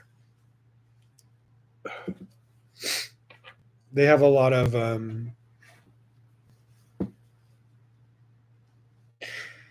issues with like expressing themselves or their families or their background or their where they live. And so I knew he was like kind of like in the midst of shit like that, and I was just like, and so when I seen like, you know, at first it was like I was angry, he was angry, then I kind of like diffused it. But even though, and then I was really really sad, and then he was really sad, and then when I seen him like really sad like that, and I was just like I could tell like he was just like I felt sick to my stomach, like physically like ill, and then he did too. I was like, that's when it would kind of like I had like that epiphany. I'm like, okay, maybe there's more to this than you're like seeing. You know, maybe he is in love with you. Maybe he's in some sort of fucking situation and he just doesn't know how to. He's younger. He's 24, and so I'm like 48. I'm like way more advanced, and I'm like, you know, I've been out since I was a teenager. Like I'm a different sort of like breed. You know what I mean? I'm like able to express myself publicly. I have like a thicker skin. Maybe this is like first like relationship with a fucking guy. He lives in a state that is like a red state. I don't know what his family is like about the subject. There's just a lot I don't know about him, and I'm just like, but I know we had a connection, and I feel that he loved me too, and that he was expressing that to me in many ways. But when I'd ask certain specific questions, he was a bit avoidant. But then he would express stuff in his videos back to me, but it wasn't like the way I was. He wasn't giving me the confirmation in the way that I needed it to fully like trust. But I don't think he meant it maybe in the way I was like taking it, and he wasn't able to show up in the way that I needed to feel like trust him, to put, you know, invest myself in him and, you know, emotionally for like a time until we're like able to like physically be make moves towards each other. So I think I was just like hitting this like roadblock with him communication wise, and was not able, I was trying to get through to him and let him know, like, look, you need to communicate with me better this way, or and not just through our videos back and forth, which is what we were doing. Like, I would make very specific things in my videos towards him, and then he would respond to those very specific things very specifically in his every video back and forth. So we were communicating like that for 2 months, and it was very romantic. But then it just like took this turn when I was asked, I would started, because we were getting to this level of like talking about like making a future together, and like, you know, how are we going to do this? And even though there's still a lot of time in between, like I knew he had like a 10-month lease or whatnot, you know what I mean? So I was kind of like, we still got time. But I was like, if I'm going to put my heart, give my heart away for to someone and hold out for 10 months, you better believe they have to communicate to a certain extent for me to do that, because I'm not going to like keep myself in some sort of like spiritual escrow, love escrow, you know what I mean? If it's not like for sure, you know what I mean? So I needed him to like be like not just communicative in his video. I needed him to directly, because we would still DM privately and romantically about certain things, but certain questions I would ask him in our DMs and he would avoid it, and then he would respond in the video, and I'm like, no, no, no, no, no, no, I need you to respond to me directly. And I don't know if he was like afraid to do that or what. And I think maybe he was afraid to trust me too, and afraid that I'm gonna like expose something of him, or you know. And so I was really just trying to grasp like what's going on here. Is he afraid I'm gonna like expose his sexuality? Like I don't, because he has like a following, and is he not out, or just, you know, I was like having so many questions in my head that were not being answered, and I started to like have an emotional breakdown.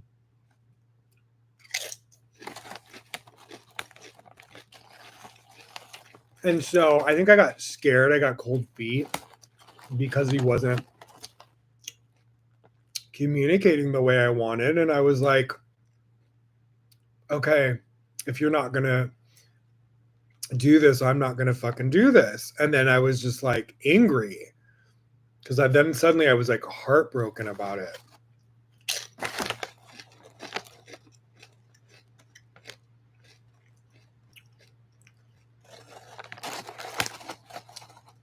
And I think it was coming from my fear of trusting, and I've been hurt like that before, or used or taken advantage of like that before. So I just wanted to make sure I wasn't setting myself up again for something like that, to like, because I didn't want to, you know, this was 2 months in and I was feeling intense feeling. I'm like, if I go 10 months and he pulls some shit like this on me, I will have a fucking, who knows what type of breakdown I will have.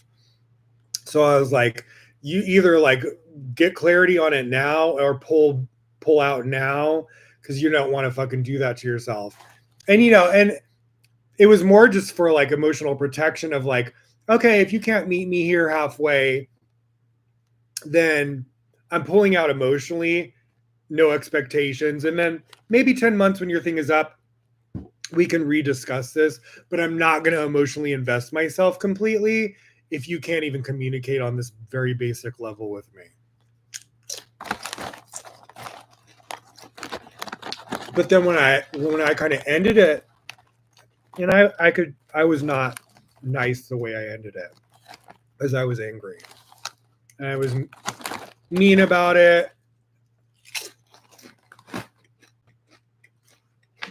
because I was angry. I was angry at him. I felt like, how dare you lead me on for 2 months, saying all these things in your videos, making me think all sorts of shit, to not be able to communicate with me in our DMs when I ask you a serious question. And to leave me hanging for like a week off and on of me asking him multiple questions and him keeping me in the dark, and then I just had a fucking meltdown over it. And but then, you know, I'm upset, and then when I see him upset, I'm like,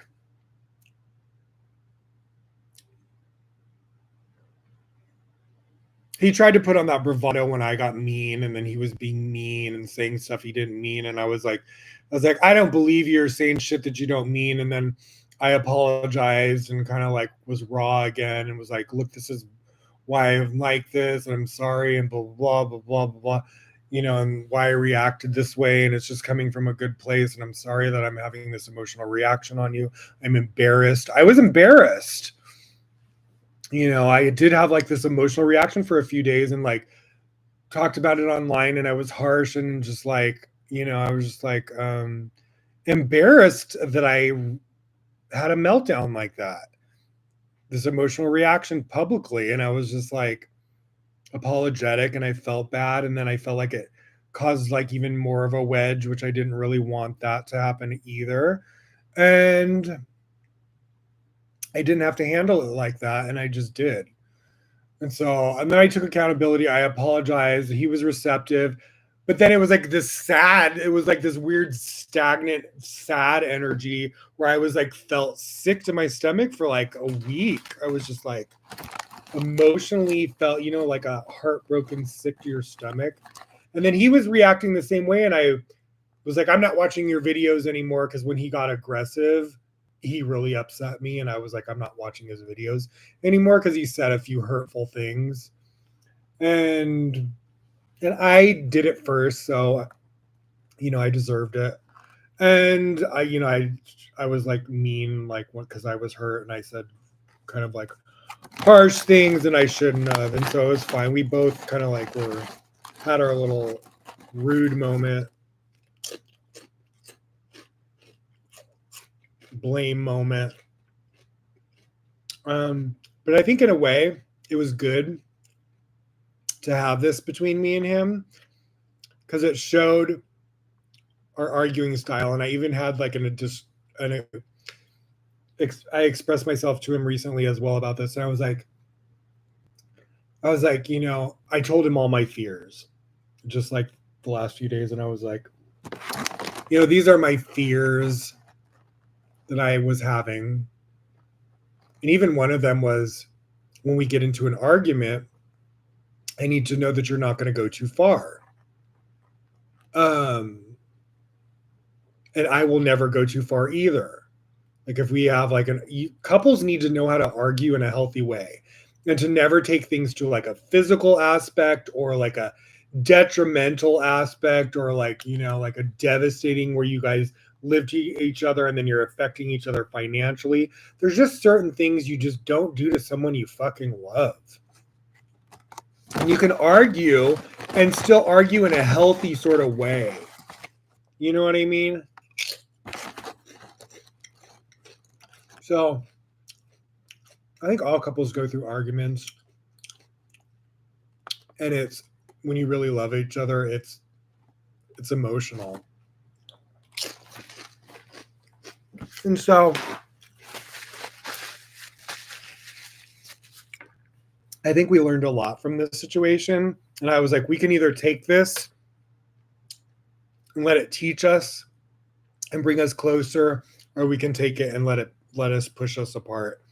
And if you want me to move on, I will absolutely move on. And if, you still feel some sort of way about me, let me know. And then after I did all that yesterday, I was having all these synchronicities from the universe, like he's still in love with you. And I'm just like,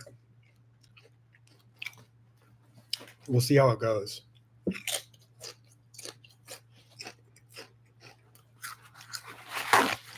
The ball's in his court, so to speak, of him committing or communicating in a certain type of way with me. And I'm getting from the universe, but I'm just,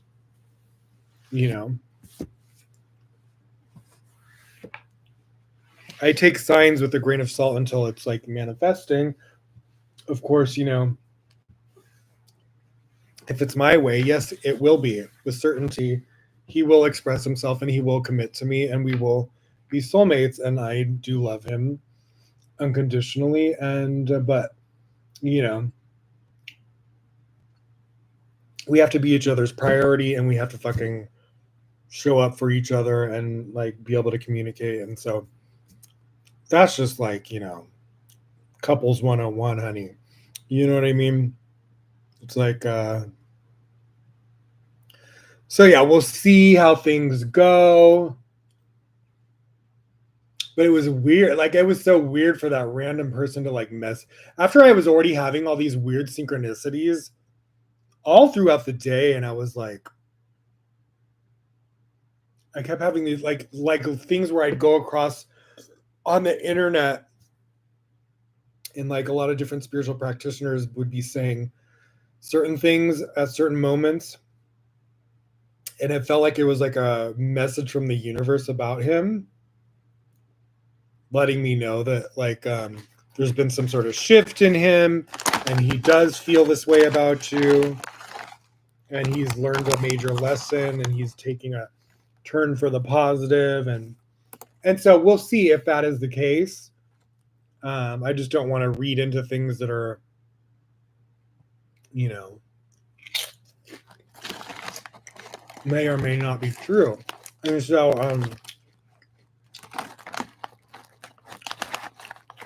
but when that person messaged me yesterday, and they were like, "Are you in love with somebody that you think is not in love with you?" Because that's how I felt. I was like, "Oh, he's not in love with me. He just likes the attention." And then when I saw how hurt, once I was hurt, and he saw how sad I was, and then when he did a few videos, and he said that his stomach felt, or he felt really heavy, and his stomach and his solar plexus was really heavy and upset, and I could see how emotional he was too, just like how I was, and I was like, oh, I was like, he's like, he does feel the same, and he's just trying to cover it up. He is really upset. And that made me kind of be like, I just felt like, oh, like that's what I just wanted to know. Do you fucking love me the way I love you? Do you feel about me the way? That's what I wanted to know. And it was like he wasn't express. It's like he was expressing it, but not the way I needed him to. And then once we went through all that drama, and then to see him have like an emotional reaction, of course, it made me like sad to see him sad. But in a way, I was like, I guess I needed to like see like, oh, I needed to see that if it was like a genuine thing, did he really like care about me? And I was like, almost like I needed that slap in the face to be like, oh, yes, he fucking did.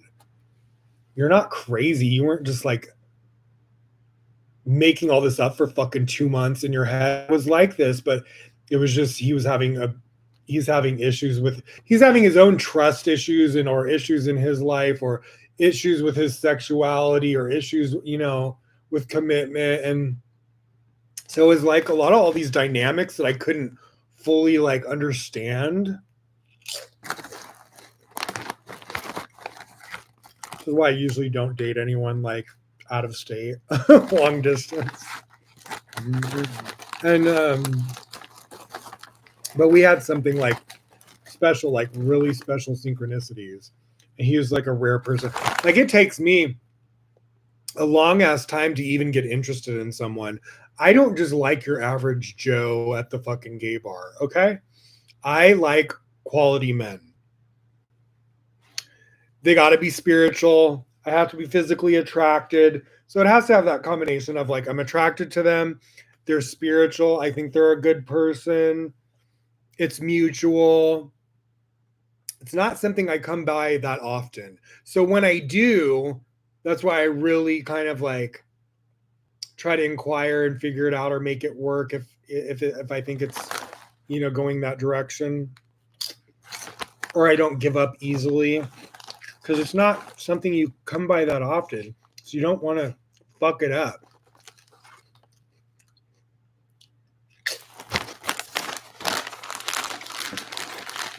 I've learned in the past, I had a failed relationship in my 20s that I really regretted, that I let me and this guy kind of just were immature and we handled things in a very immature way. And it was somebody that I really did love and I lived with in Camarillo, California. His name was like David Peterson, but looking back, we were very different. But I really did have like a strong love for him. And we let like immature situations. And I think if that wouldn't have happened and we would have gotten together, we were already living together, I probably would have like ended up with him. But I was so immature at that age.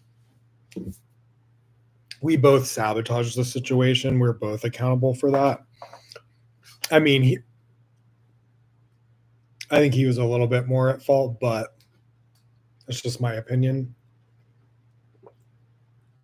And I was younger than him. And so yeah, so now it's just like I'm at an age where I'm like, okay, if someone's really important to me, I'm not gonna just like let some dumb bullshit come in between us. I'm gonna really like work at making sure like we communicate properly. And I just, I had to like acknowledge that I didn't handle this situation. And I'm not embarrassed to fucking say that. You know what I mean? I'm not embarrassed to take accountability for myself. I'm not one of these people, which a lot of people are like this. They will never admit to their faults. And they're only going to portray themselves as perfect and they may do no wrong and they're fucking lying through their teeth. I'm not one of those people. Even when I studied Kabbalah for 20 years in the community, I was one of the people in the community that was very much putting my shit out there on the fucking internet and saying, like, especially so next month, Virgo,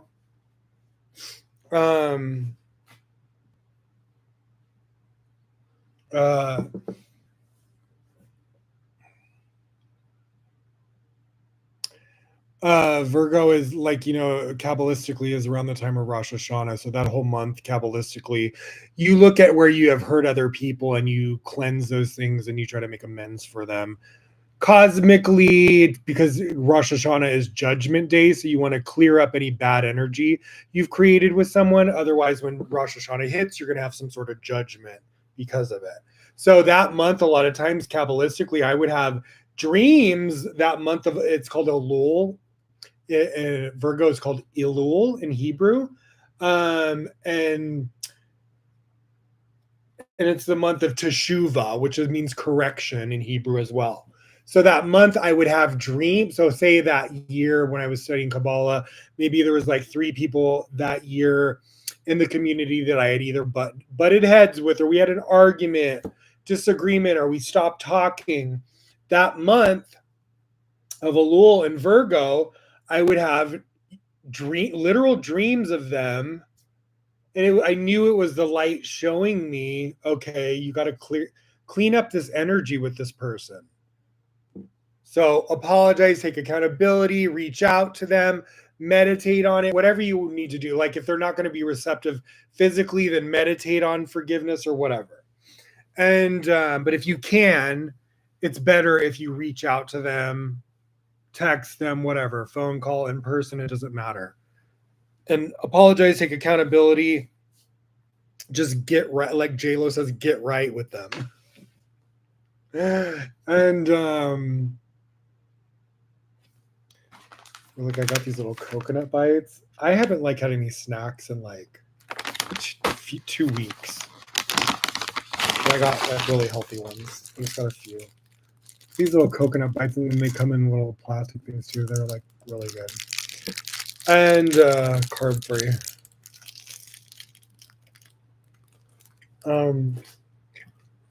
It's all like healthy shit, like organic cranberries, chia seeds, goji, and chocolate, and it's coconut.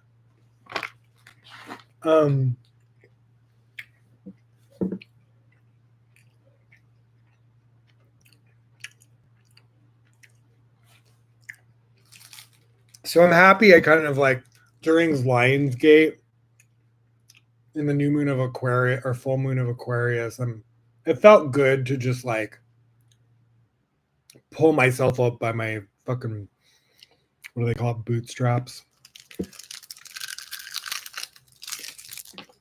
out of the mess I had created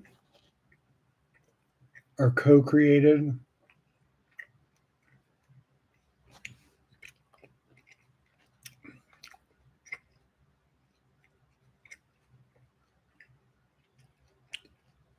And transform the energy. It was not easy. It took me like 2 weeks to kind of like, or a week and a half to really pull myself together.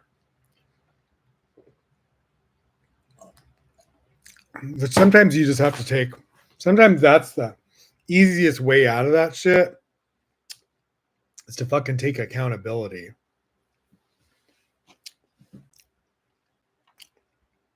Like we run from our, like Aaron Dowdy was talking about this too on one of his lives I was listening to the other day. How he was saying that people run from their emotions and their feelings. They're like so scared. And I was saying, so I made a post saying, yeah, that's like 75% of men, especially gay men, is that they run not only from their feelings or expressing their feelings, but they run from any sort of like accountability. And we're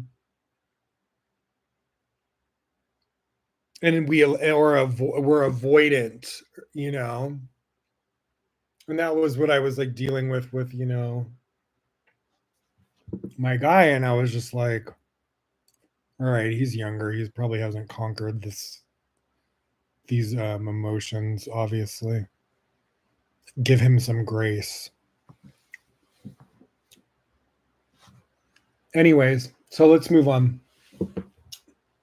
It felt good to just be like cathartically clear up all that energy the last few days. I feel like in a good space now with all of them. I have love for all of them. Even got a nice little email from Victor about next week's thing. So I'm just excited to like make progress with people instead of like go backwards or to take something that felt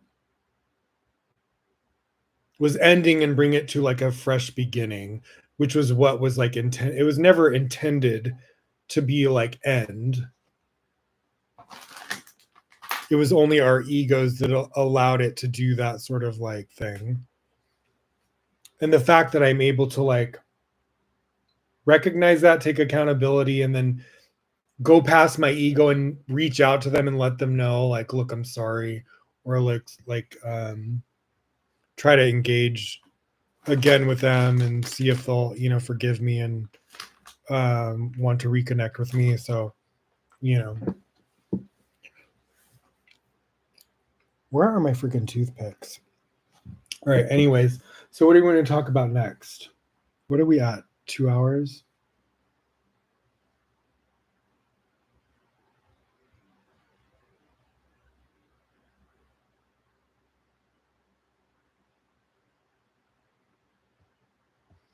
Oh, so why not? Let's do a little tarot reading. Let's do a little love tarot reading, shall we? There was like the topic in here, look, and I never done it. So I was like, let's just get some clarity. Your existing relationship. Okay, your existing relationship. It's 5 cards. All right, let me move these.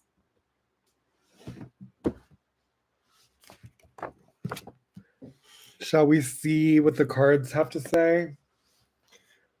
All right, your existing relationship. Number 1 is me, 2 is them, 3 is the bridge, 4 is the highest potential, 5 lowest potential. Oh my god, I'm nervous. Bitch. I've never fucking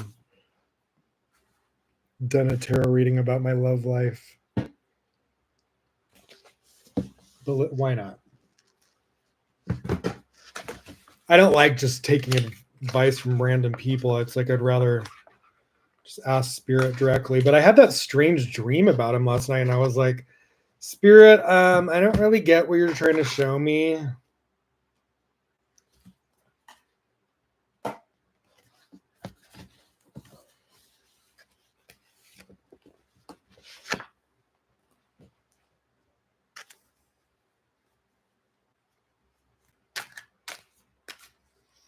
All right. So let's read this first. Relationships are a popular topic in tarot. When performing a reading that relates to love or relationships, it is important to remember that you cannot control anything or anyone. You can only control your own behavior, feelings, and actions. Hello, we were just saying this.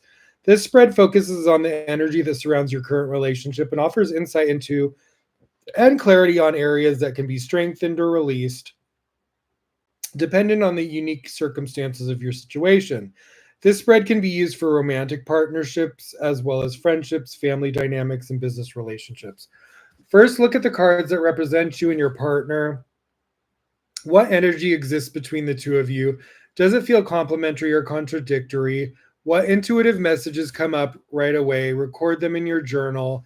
Next, look at the third card, which represents the bridge that connects the two of you. Is there something in the imaginary that calls to mind a strength, trait, or experience you share that binds you together? If there are two figures in the card's imagery, what are they doing? How does it connect back to your own relationship?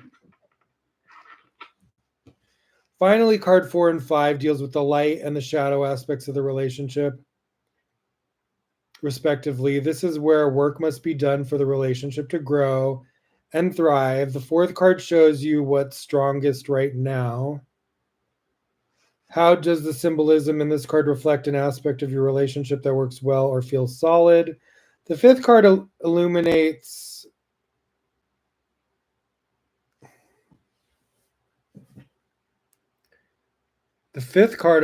an aspect that needs attention or healing. Look at the figures and symbols in the card's illustration and let your mind make connections. Are there people in the image or representations of action? How can you connect those back to aspects of your relationship that feel out of alignment? Okay.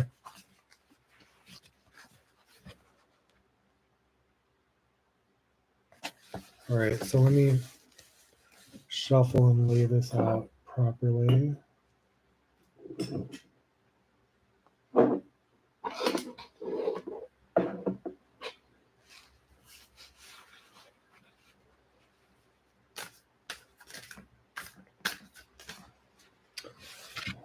So 1, 2, 3, 4, 5. 1, 2, 3, 4, 5. Okay, got it.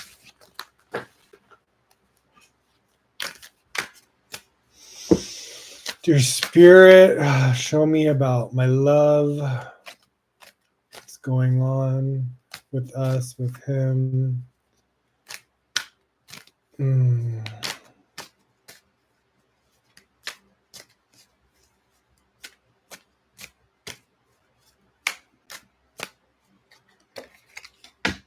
1.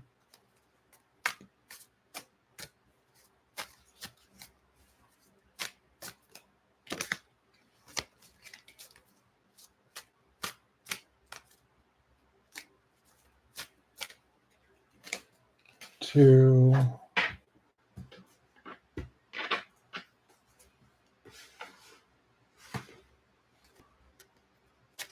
Why do they set the card that way? It's sideways. Like, then you can't tell if it's upside down or. That was weird. 3. They had one of the cards sideways, but then you wouldn't know if it was in reverse or not.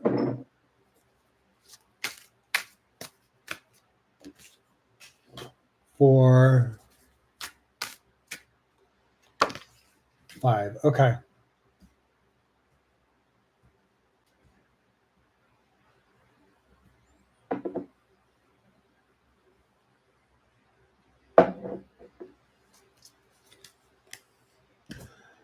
Let's do a little Florida water cleanse.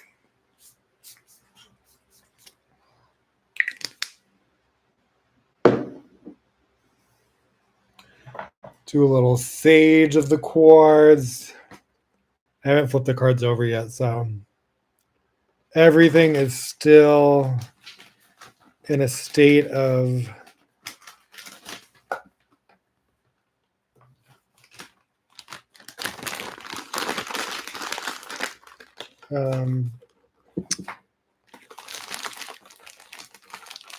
where is the chip clip? I don't think I brought one. Okay. Move. Jeez Louise.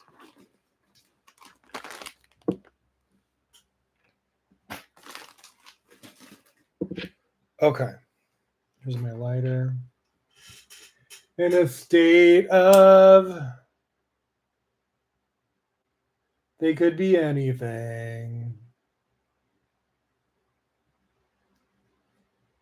You know, they could really be anything. So I like to set them where they're not flipped over and then let them marinate. Because God could make them be any card in the deck.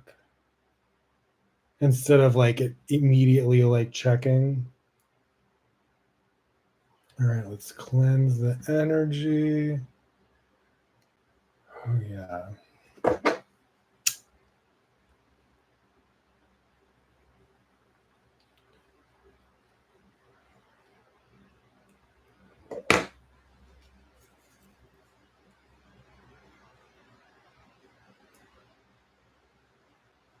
Are you guys excited? The anticipation. Are you guys excited as I am? Let's fucking go. Actually, I'll keep the deck out. I mean, I don't think I need any more clarification than that unless I want to. I'll just reopen the deck if need be. All right. Card 1. Here we go. Queen of Wands, me. Oh my god, this is fun. I love tarot, I swear to God. I wish I didn't start it so late in life because I was doing this as a fucking teenager. But I'm just going to continue where I'm at. And in a few years, I'll probably not need this book. All right. Queen of Wands, Wands, Wands, Wands, Wands. Okay, here we go. I need some where's my chapstick?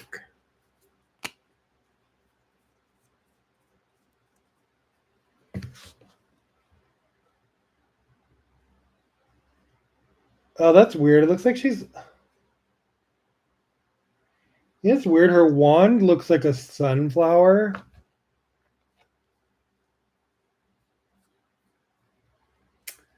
What a cool picture. Is this the original art?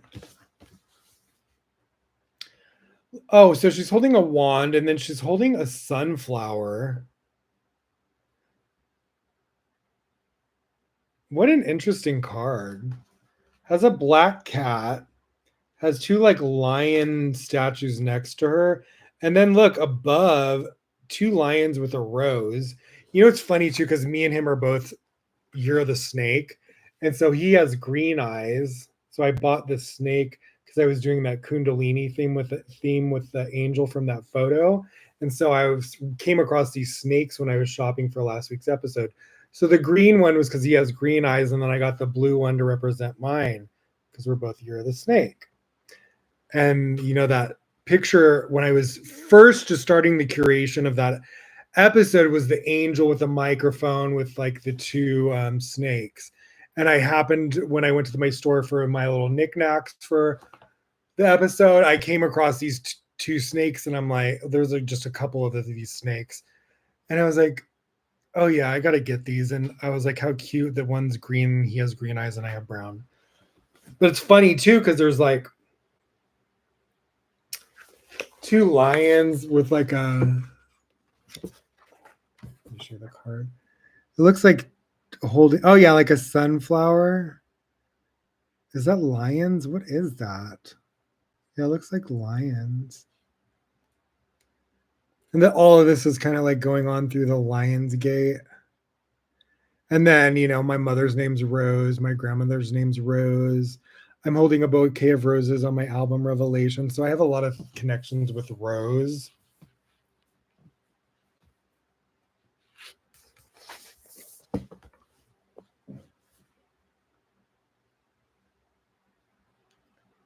Okay, so anyways, upright key, and it was upright. So upright key meanings: creativity, ambition. Elemental key combination: So reverse key meanings would be feeling unworthy, creative blocks, and I'm not that. So that's good. That the upright key meanings means that I'm creative and ambitious. That's how I feel today. Or in general, usually, but even though I had like a little bit of like a curveball the last 2 weeks, I feel like I'm back to myself. Elemental key, like back in alignment. Elemental key combination: water and fire. Water signifies the queen's connection to love and emotions, while her place in the suit of wands connects her to fire, which represents passion and action. So, Queen of Wands, feminine energy of intuitive creativity and emotional intelligence, combined with passion and heart centered action, are held within the Queen of Wands. Feminine energy of intuitive creativity, emotional intelligence, combined with passion and heart centered action, are held within the Queen of Wands. Sounds like me. In tarot, queens represent feminine energy that includes receptivity, creativity, nurturing, and love. The addition of the fire element combined with intuitive water gives this queen action driven capabilities.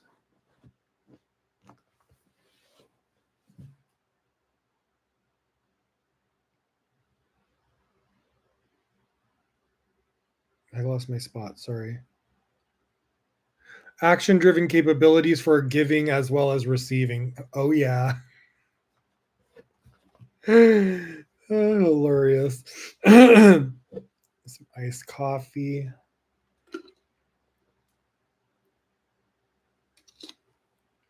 Yum. The Queen of Wands is seated facing the viewer, displaying confidence rather than passivity. Her gaze is to the left, the direction of intuition, symbolic of her connection to water and feminine energy. This powerful combination is much like that of the magician, who channels the divine to manifest his reality.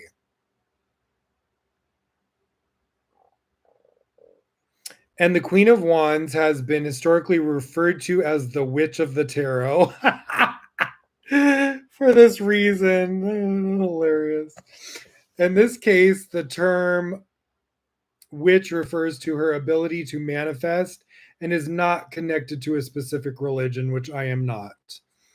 The black cat by her side, known as the witch's familiar, echoes this aptly given nickname. Aaron was just saying something about familiar. The black cat by her side, known as the witch's familiar, echoes this aptly given nickname. That's interesting. Okay, general reading. The Queen of Wands indicates an individual to an invitation to step fully into your own power. Own your ambition and allow yourself to take on leadership opportunities. As you claim your power, know that you are guided and protected now and always. Your confidence and sense of worthiness are elevated, and your reality will rise to match your energy. Love and romance. You are drawn to a strong, confident, and compassionate partner. Exactly. They are established and successful, and this is exciting and perhaps intimidating. Know that you are equally matched energetically and enjoy this connection. By owning your power within your relationship, you find that you are stronger than you think. Okay. Career and money. You're feeling powerful and enjoying being recognized in the workplace. If you are an entrepreneur or owner, listen to your intuition to grow your business and take action toward increased prosperity. Your creativity and enthusiasm are an important part of your success. For yourself and in the ways you inspire others, consider taking a leadership position or speaking engagement if one presents itself. I sure will. Personal, spiritual, focus on cultivating your intuitive powers within your spiritual practice and manifesting your dreams into reality. This may mean spending time in nature to rejuvenate your energy and spirit before returning to your responsibilities. Take initiative to work on healing any blocks to your self esteem and sense of self worth. You are becoming more confident, which will lead to immense personal growth and improved relationships. Now, reversed, even though it's not reversed, I'll just read it just because I'm learning, and I want to retain the information. So, the reverse Queen of Wands in your reading can indicate doubting your value or worthiness, feeling as though others do not recognize these qualities within you. Once you begin to cultivate belief in yourself, you'll start to see a shift in your confidence that empowers you to take action on your own behalf. Others will recognize this transformation and approach you with more respect and admiration. But it wasn't in reverse. Okay. So now we're going to go to him.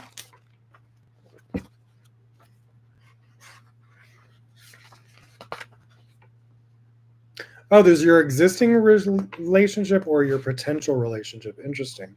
All right. So now number 2 means them, your partner's energy in the relationship. Ooh, don't bend the page.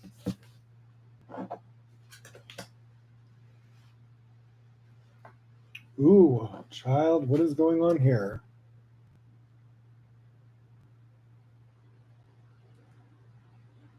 Five of Pentacles. Is that 5 of Pentacles in reverse?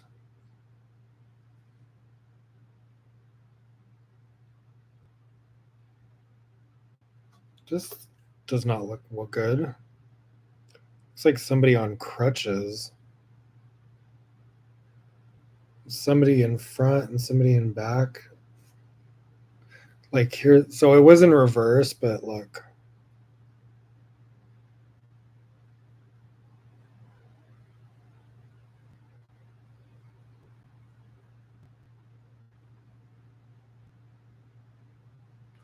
All right, so let's see what this means. It looks sad.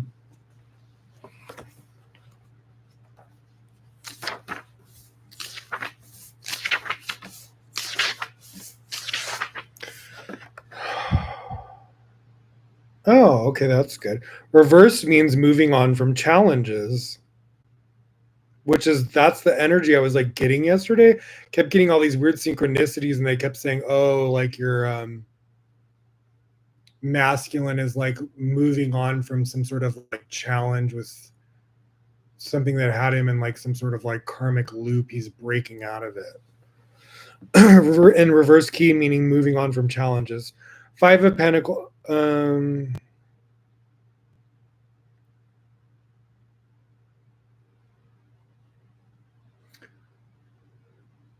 Five of Pentacles, focusing on your fears won't bring abundance into your life.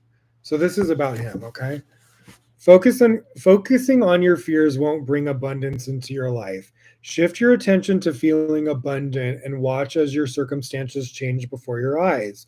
With the 5 of Pentacles card, you are asked to examine your faith in the abundant universe during challenging times. The 2 people featured on this card appear impoverished and physically suffering as they trudge through the snow.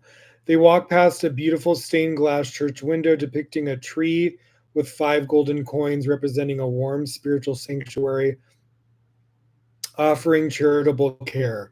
Yet these 2 do not feel worthy of the charity and are determined to walk stubbornly toward further decline. General reading. The 5 of Pentacles indicates feelings of lack and loss and fear of scarcity. These emotions may have been caused by a job loss or some set of circumstances leading to a lack of resources, which I know he went through like a move just a few months ago and like getting into his own place and new work, I think. And so, this could be exactly very well he's just going through a lot. When you focus on what you lack, it can be difficult to see that assistance is close at hand. When you move from a mindset of needing to see it, to believe it, to one of believing it before seeing it, abundance is created within you. I was talking about this recently. Your feelings of worthiness combined with faith in the divine can lift you out of any period of loss. Love and romance. Losing a relationship is destabilizing, and this can make it difficult to open up and trust a new partner.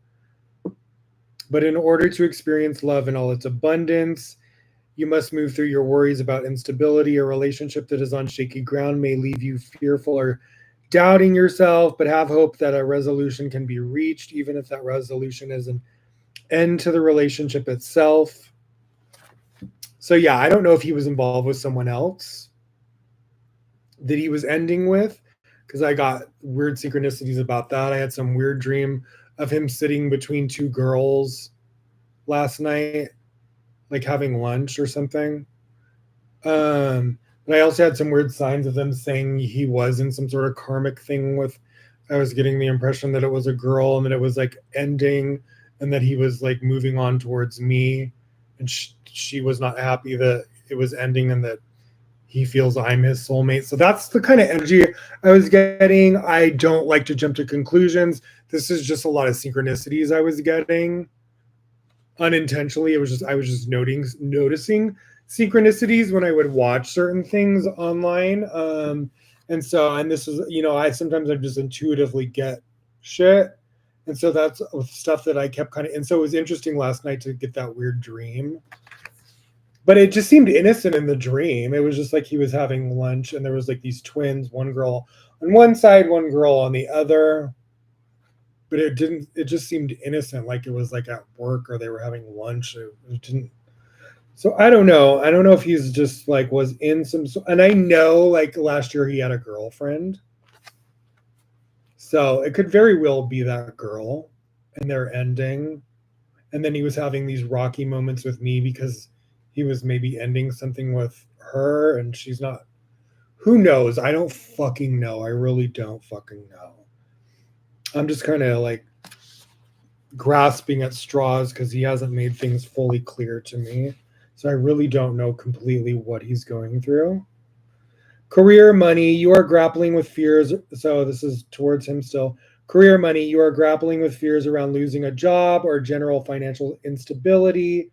I know he has bills to pay and he's on his own. So I'm like, first and foremost, that's the most important thing is that he's okay financially and covers his bills.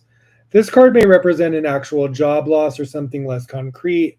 But regardless of the details, your fear based actions are actually leading you towards something that suits you far better. Have faith in what is coming.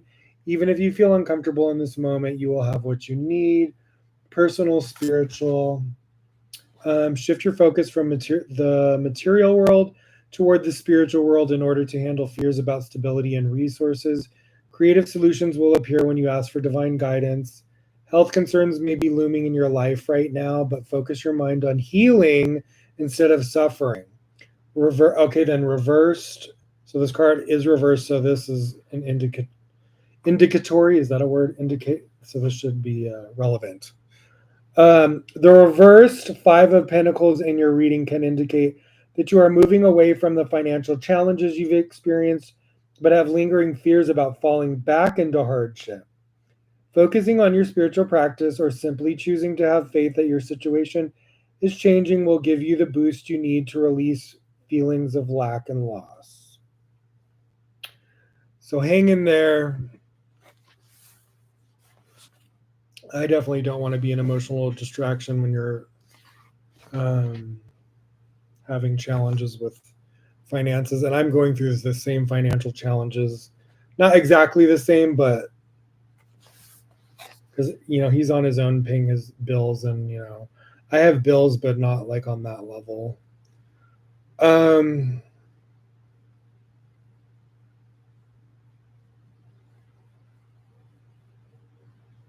This says reflect. What is one way you handle feelings of scarcity? So I think he's just going through like a lot of transitions and feelings and past and future and trying to maintain stability of his bills. And so I just think he has a lot of pressure on him, and I feel like a bit bad for just, I mean, he could still communicate with me better, but it's like I don't want it to, I don't want him to ever be like upset.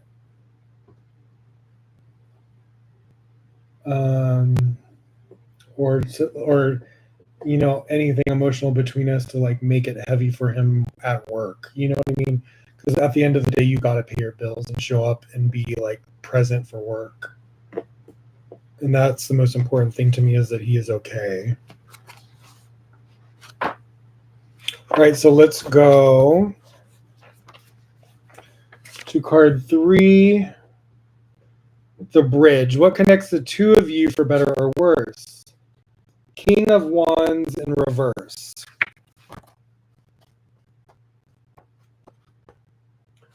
Wands, and so I got the Queen of Wands and the King of Wands. Interesting.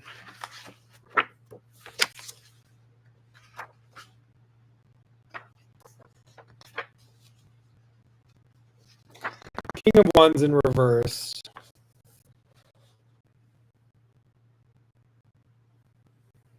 Reversed abuse of power, bullying.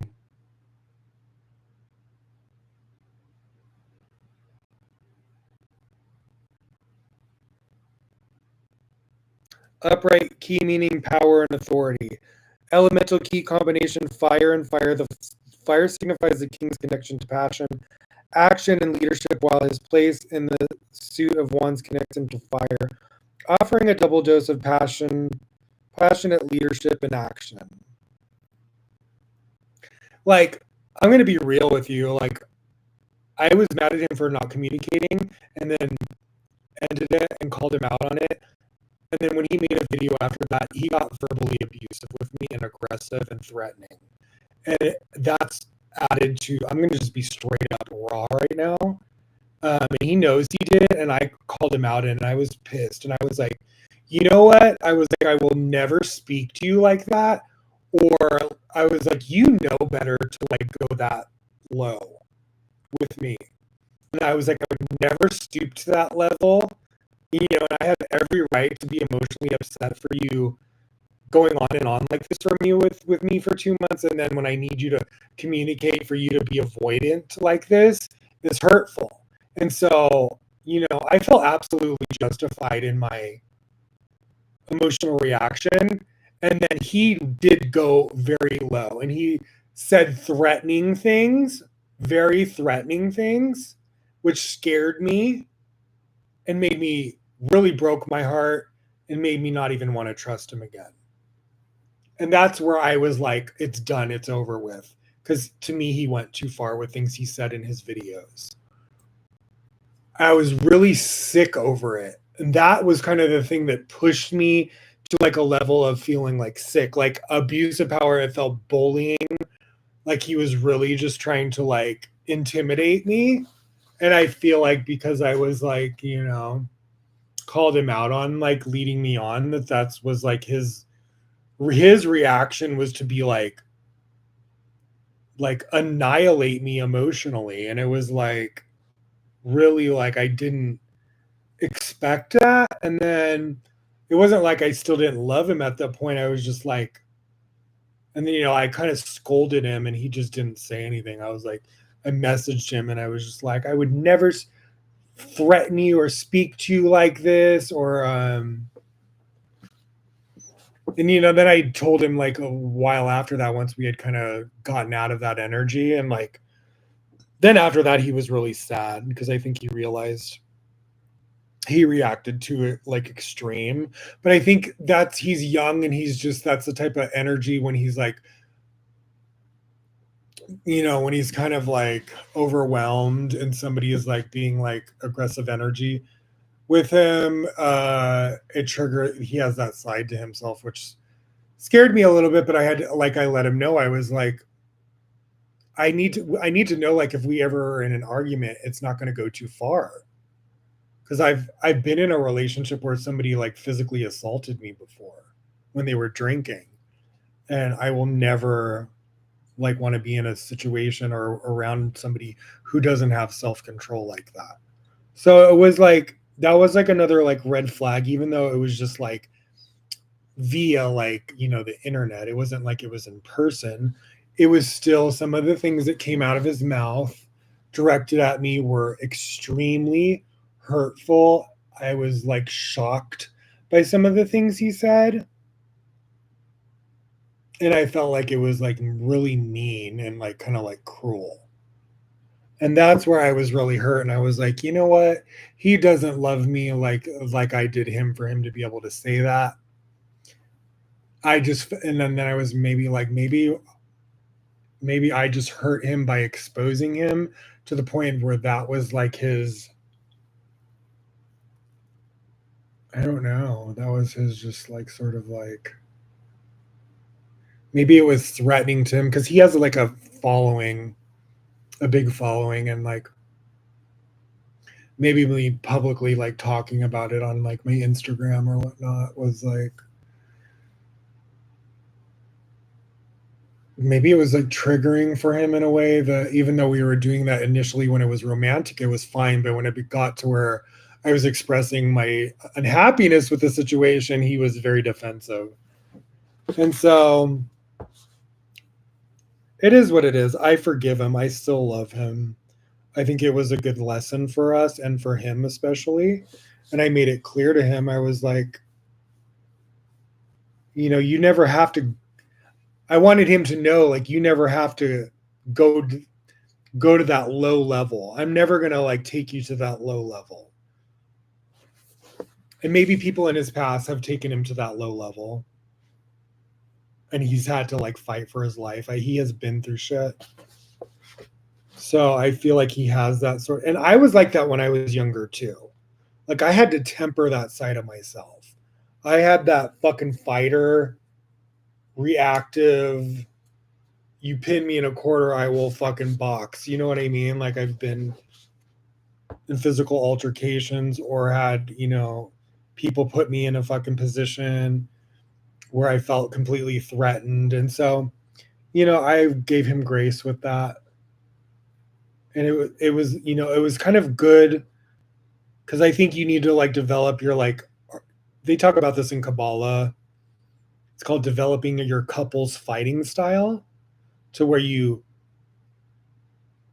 able to argue, but not ever let it go to like an extreme. And then you're able to come back from the argument, hear each other, and like not let it break you. So, anyways, I just wanted to be like clear about this. Because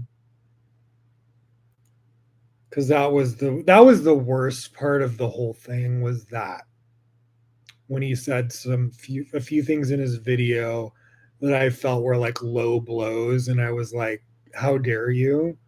Like, do you understand how much I really care about you? And I would never stoop to that level with you. And what you just said and did really just like punched me. It was like a sucker punch in the gut. And that's why I was like kind of like an emotional wreck for 2 weeks. Because when he did and said those things, it hurt really bad. I felt like a sucker punch in my gut, like emotionally, energetically. Like I was really sad about it. And he came out of that energy like I kind of scolded him, and then I kind of like reiterated like this is not how I want things to go, that you're not understanding where I'm coming from, you're just reacting off my reaction, blah blah blah blah. So we got out of that energy, but then it was like sad after that. Then it was like more cleanup, cleanup, cleanup, and like we're cool now, but it's like and I think the love is still there, but it's like now it's like this like fragile energy where it's like, but it's fine. You have to go through these fucking uncomfortable situations to get to the other side. I'm not trying to predict anything. I'm just letting things turn out where they the where they're meant to be. Somebody's your soulmate, that your soulmate, and it's just like you gotta like push through, and if they're not, they're not. And so I'm not trying to say he is or isn't, but I'm really trying to like sift through everything and not make a mistake, because if he is, I don't want to lose him, and I don't think he wants to lose me. And there's a lot at stake if he is my soulmate, and I already have a lot of indications that he is. Doesn't mean that, but his decisions, and we all have free will, and we can destroy something or flourish something. So it's really in the hands of our free will. And I know if he doesn't level up with me, that God will bring in somebody who will. And so it's just like it's that sort of thing. It's like either you level up when your soulmate appears, or you could lose your soulmate. And so I just want to make sure that like I'm like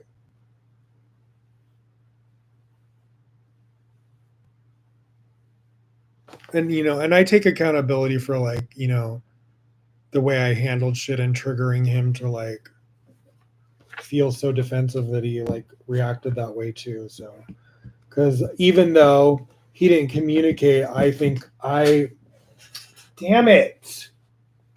Fuck. Just knocked one of the cards over. Now I don't know if it's in fucking reverse or forward. Ah! Oh my god, I'm getting annoyed. All right, let me just finish this reading. Why is love so fucking complicated? Jesus Christ. It's supposed to be love, not complicated. Oh, life is just fucking complicated in general. You see why I have no patience? Oh my lord. Okay, let's just get through this. In tarot, kings are the masters of their suit, representing stability, authority, and healthy masculine energy. The king of wands represents a double element of fire, symbolizing pure ambition and action. The king is seated on his throne, featuring lions and salamanders, symbolic of strength and protection.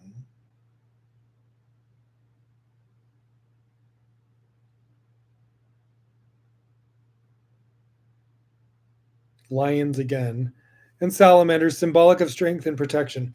Looking off in the distance, he appears ready to jump into action at any moment, with a live salamander at his side to join him if necessary. Although the King of Wands has experienced plenty of activity, he knows how to delegate tasks and reserve his energy, and he is very like that. I do feel like he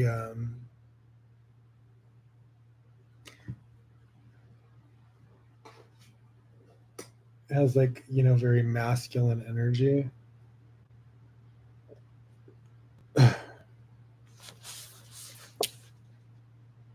More so than me. But I also think my masculinity is different in ways than his, and vice versa, and that he does have like a feminine side too. So I think we complement each other honestly with our like masculine and femininity. And I think the age difference complements each other as well. Um, General reading. The King of Wands may represent a person who embodies the qualities of leadership, authority, stability, and calm in the face of adversity.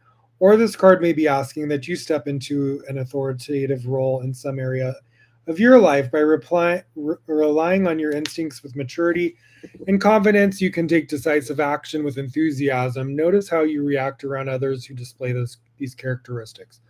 Love and romance. You have been charmed by a charismatic partner who embodies the qualities of stability, authority, and success. And he does have those qualities.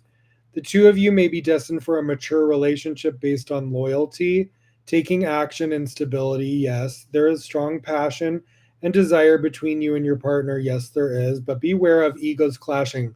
That's what I said to him. I was like, we both like to be in control. And that's why I said yesterday, I was like, that this song came to me, and I was like, we both need to like surrender to each other and understand that we are one, and that there's something really romantic about us surrendering to each other, and that wanting the best for each other and understanding that we are one unit that is going to allow this like to flourish instead of us our egos trying to control, and I feel like we both are like afraid to like relinquish control and let one another like decide certain things, or it's not, it's just a natural step that's hard to get through in the beginning stages. So yeah, There is a strong passion and desire between you and your partner, but beware of egos clashing. If you're both trying to take the lead, compromise is necessary. That is me and him for sure. Career money. This card shows you as an entrepreneur or taking initiative and making the first moves toward a goal. You may find yourself leading a team and having support in the workplace. So, this card shows you as an entrepreneur or taking initiative and making the first moves towards a goal. I think we're both doing this. You may find yourself leading a team and having support in the workplace. Remain true to your natural integrity. Since many people trust your strength and skills, this card indicates you are making tremendous progress in your career and are leveling up, scaling a business. We're both doing this. Personal, spiritual, you're entering a period of taking action based on your intuition and confidently asserting yourself. This may involve travel, perhaps on your own. You're working hard on mastering your responses and reactions to others without losing your cool. We're both learning to do that. It may mean you are feeling more confident in your talents and craft. Now, reversed, it wasn't reversed. The reverse King of Wands can point to unhealthy displays of masculine energy, such as abuse of power in a situation, holding grudges, or acting like a bully. Healthy masculine energy understands the responsibility that comes with being in a place of power and seeks to empower others to act with integrity. Tune into your intuition to see where this selfish or oppressive energy may be coming from. We both had this, but I felt like he had more of it in the way he reacted. And I was really shocked by it, but he stopped it. He is younger than me. I did trigger him and I apologized for that, but he did get a little bit bullyish with me. And he said some like low blow shit. And I'm not saying I didn't, but it was more like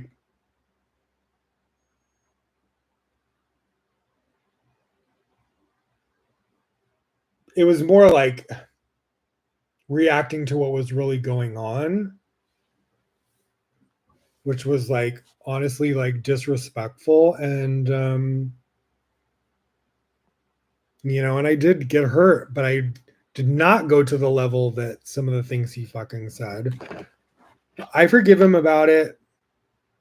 And I think it made things like a little bit more like, I think he sees me now that in a way, like I think I took him off guard because it was like our first sort of like argument.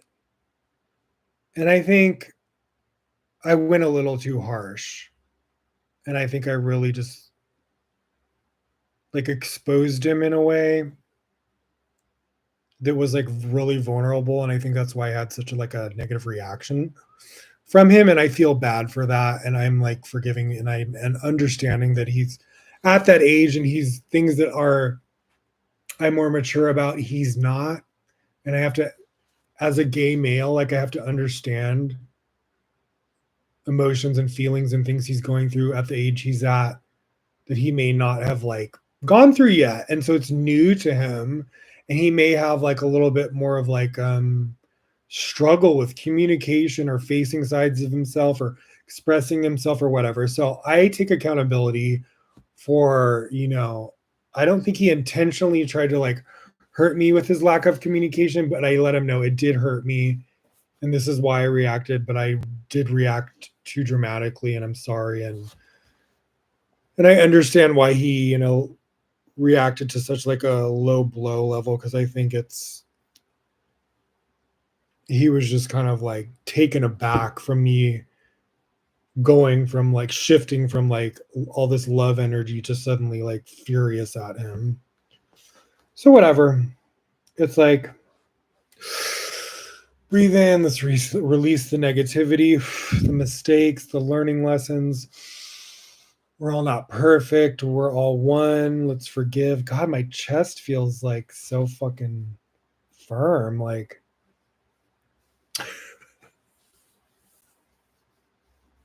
oh my God, I'm loving like working out again, like consecutively and having all my I'm also taking creatine too, besides my aminos.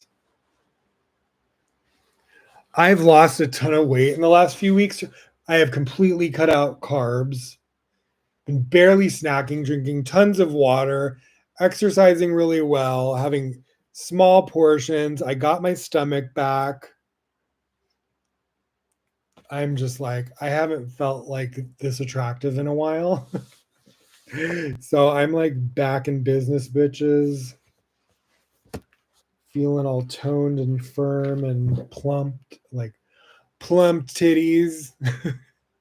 Got some firm pecs. See, a little bit of heartbreak can sometimes be good for your diet and your workouts.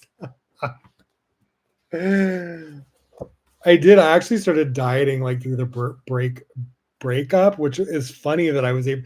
Sometimes you'll go the opposite way and you'll like not be able to diet. I was like so strict on my diet the past 2 weeks, and I'm like noticing so many results just in 2 weeks.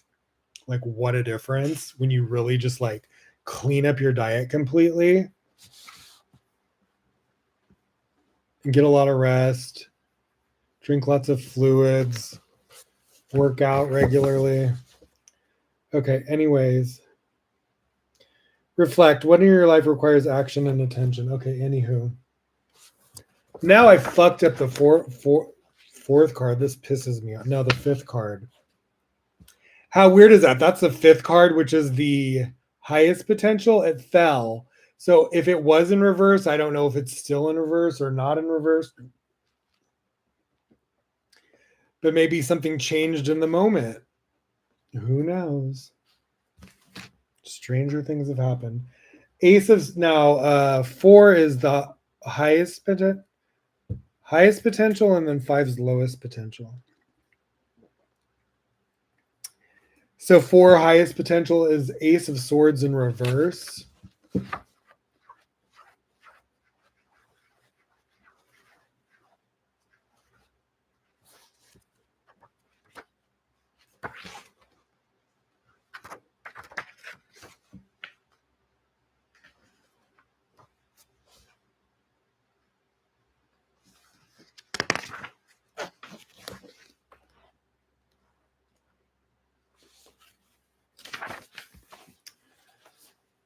All right, the giving of clarity and new ideas is being presented to you. Be open to receiving this gift from the divine.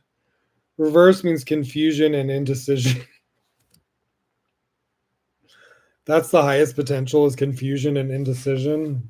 Seems like that. The gift of clarity and new ideas is being presented to you. Be open to receiving this gift from the divine. Upright key meanings: clarity, new ideas, numerology, new beginnings, the individual. Okay, the Ace of Swords brings you the gift of a new beginning by offering clear insight and new ideas. So that is either we're having a new beginning together or a new beginning without each other. On this card, we see the hand of the divine emerging from a cloud, offering a single sword with a crown atop it. It's honestly in his court. Like, honestly, he either wants this or he doesn't. That's at the end of the day. He already knows I want him. On this card, we see the hand of the divine emerging from a cloud, offering a single sword with a crown atop it. The crown is symbolic of consciousness, and I know who I am. Like, you know what I mean? I'm like, I'm good. I'm like, I know what a catch I am, and so it's either you're either we're meant to be or we're not, and that'll be very clear. So we'll see. The crown is symbolic. I just know like he has it good with me. I think sometimes people don't even realize how good they're gonna have it with me. Just because they see things through a certain way as it is now, but they don't see what's to come and what's to come with us together and what will come of that and what's in my future destiny. I think he has a good indication of that though with me. So I think he does recognize my value in a lot of ways spiritually. And I think that was one of my big attractions to him, because he sees me in a way that some guys I've dated do not value me in that way. So the crown is symbolic of consciousness and clear ideas that have been received and are ready to be put into action. as shown by the ferns that dangle from it, resembling a wreath of victory. Beneath the hand and sword is a mountain range representing the ability of the higher self to see far above the ground to receive this divine insight. General reading: when the Ace of Swords appears in a spread, it points to bright ideas, mental clarity, and the instant insight needed for swift action. It may suggest that a new or emerging idea requires immediate action to come to fruition. Diving into an important conversation or a confrontation with someone will lead to a much better outcome. Yeah, I think once me and him communicate on this subject and I get like more understanding from him, it will be like a better. See, diving into an important conversation or a confrontation with someone will lead to a much better outcome. That's what I feel like. Once we have like a legit, real, like raw, good conversation, it's gonna change things, and I will have more clarity. This ace represents the first exciting step in a process. Trust your intuition to guide you towards the next action steps. This is an encouraging sign. Love and romance. Don't hesitate to invest in a new relationship or opportunity. Fresh new insight and clarity in an existing relationship will lead to taking action in a positive direction. See? So I think a lot of this communication through this little this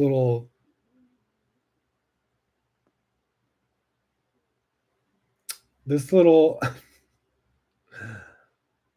argument or whatever you want to call it, I think it could have been, I think it's good in lots of ways because it really brought up a lot of like genuine emotions. It brought out a lot of communication, a lot of understanding, a lot of learning about each other. So that's what I said to him. We can either take all this and it's going to better us and bring us closer, or we can let it, take like let it make us move on. So it's really like up to him at this point. And he knows how I feel, and I put that out there. And so I'm just kind of like waiting on a response from him. Um,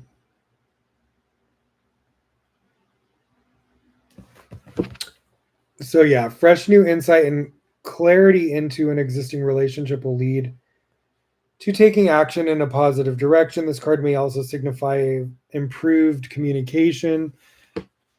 See, improved communication in your current relationship or next relationship. All right, career or money. You are uncovering new ideas for increasing or expanding your business. Clarity and insight on how to improve your money situation are finally emerging.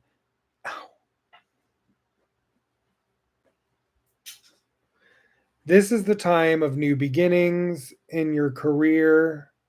Ow. Sorry, the straps of these shorts were like poking me. Um, this is a time of new beginnings in your career that may include starting a business or earning a promotion within an existing company. Personal, spiritual. Heed the call to deepen your spiritual practice or develop your psychic and intuitive gifts. If you feel struck by inspiration in your personal or spiritual life, take action and don't worry. If you feel struck by inspiration in your personal or spiritual life, take action and don't worry about the details. You will be guided toward the next steps, but to open the portal to that guidance, you must be bold and initiate action. Okay. You may notice improved communication and clarity with friends and people you spend the most time with. So it was in reverse. So here's reverse. The reverse Ace of Swords in your reading can suggest confusion or miscommunication. Shut up, phone. Was that confirmation? Oh, duh. Can suggest confusion or miscommunication. I was confused of his feelings because of a miscommunication. Absolutely. That was absolutely the issue. Confusion and miscommunication was our fucking issue. Completely. That's why I was having a hissy fit, because I don't like staying in that fucking energy. Be active in asking for clarity. I was, but not in the right way, but now I am. Be active in asking for clarity or more information rather than overanalyzing a situation or interaction on your own. This reversal can also signify feeling defeated, indecisive, or unheard. That is how I felt. As difficult as confrontation can be, it's the best way to clear up any hurt feelings. All right, we both hear that. All right, Page of Pentacles upright. It fell on the ground. It could have been in reverse before, but the energy could have shifted just in this moment of this reading. For all I know, he could be watching me right now. And him hearing my feelings could have changed, the direction of the last card. So the lowest potential, the weak spot in the relationship or an area that needs work. Page of Pentacles upright.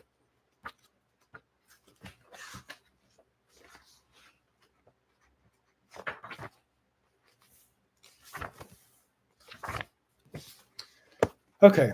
Upright key meanings manifestation, solid beginnings. Okay, that sounds good. Reverse key meanings procrastination, lacking a solid plan. Okay. It's not in that. Or at least it isn't now, if it was. Elemental key combination, earth and earth. Earth signifies the page connection to nature and stability. He's always talking about, he loves like nature and he loves like connecting with nature. I do too, kind of, but no, I mean, I do, but just not. I like to be in nature in a safe space and maybe not by myself unless I feel safe. But don't really, in this weather of 110 weather, it's like, yeah, no. That'll be at the pool. That's about it.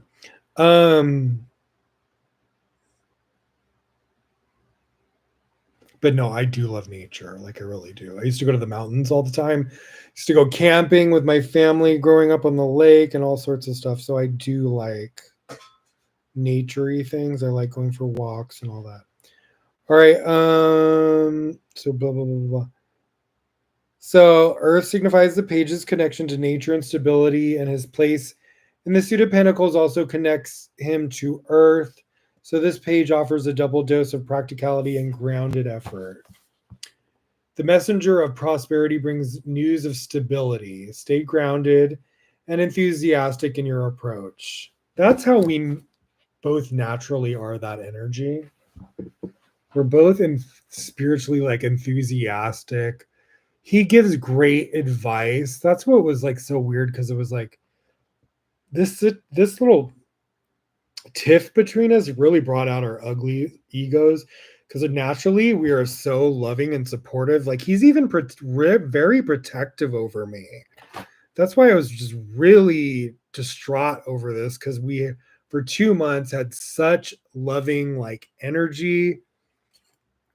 When I would express things of like what I've been through, and he would respond like so protective and like thoughtful and loving and just like romantic. Like, I wouldn't have been as hurt as I was if we hadn't been like that for 2 months. So it's like, I'm not trying to paint any sort of picture. Like he is really a great, smart, he's intellectual at that age in a way that most men aren't even at the age I'm at. And that's why I really liked him so much, is because some of the things that I naturally am instinctual about and mature about at this age, he's aware and speaks like that at a very young age, which is very rare. He is very smart. He is very thoughtful. He is very healthy in a lot of ways, but he has a little bit of his sides where he's not healthy or doesn't have enough self-love or is insecure, or he's just young, or so, he does have his weaknesses, but he's very compassionate, loving, sweet, thoughtful. Like he has so many great characteristics. Like, do not get me wrong. Like I wouldn't have been interested in him for 2 months if he wasn't. And I wouldn't have like thought about having like a life with a person if he wasn't. I don't say shit like that lightly. I was picturing a permanent future with him within 2 months, that says a lot about our connection.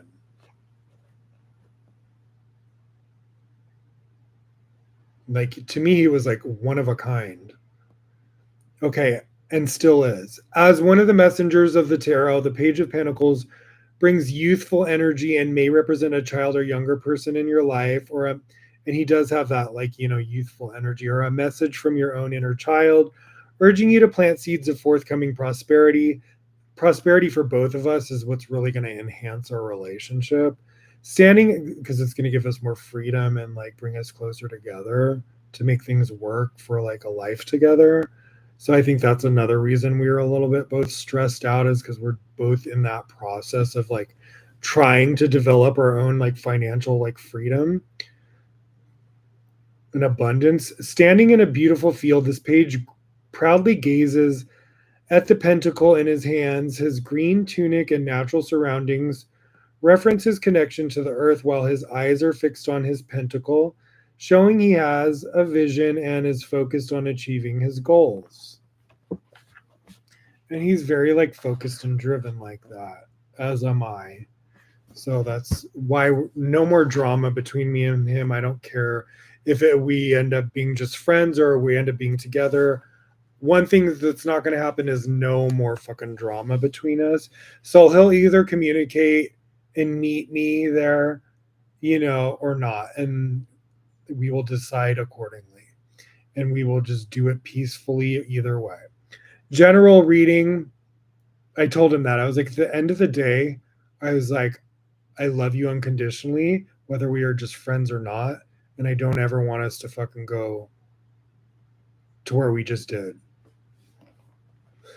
The Page of Pentacles may be a novice or someone working to establish himself in a new place or new profession.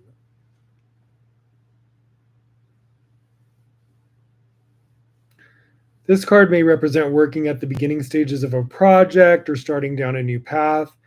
What you are working toward is grounded in reality and can grow into lasting abundance with focus and steady effort. Be open to receiving messages from a variety of sources, especially your own intuition, love, and romance. A new relationship is blooming that has the potential to be stable. Well, this is a very new relationship. It's only 2 months old, and it's not quite official relationship, but it's been going that direction. And it has the absolute potential to be stable for sure. This partner may be in the early stages of personal achievement, focused on achieving their goals. Yes. And we're both kind of there, putting our effort, because, he knows what I've been through.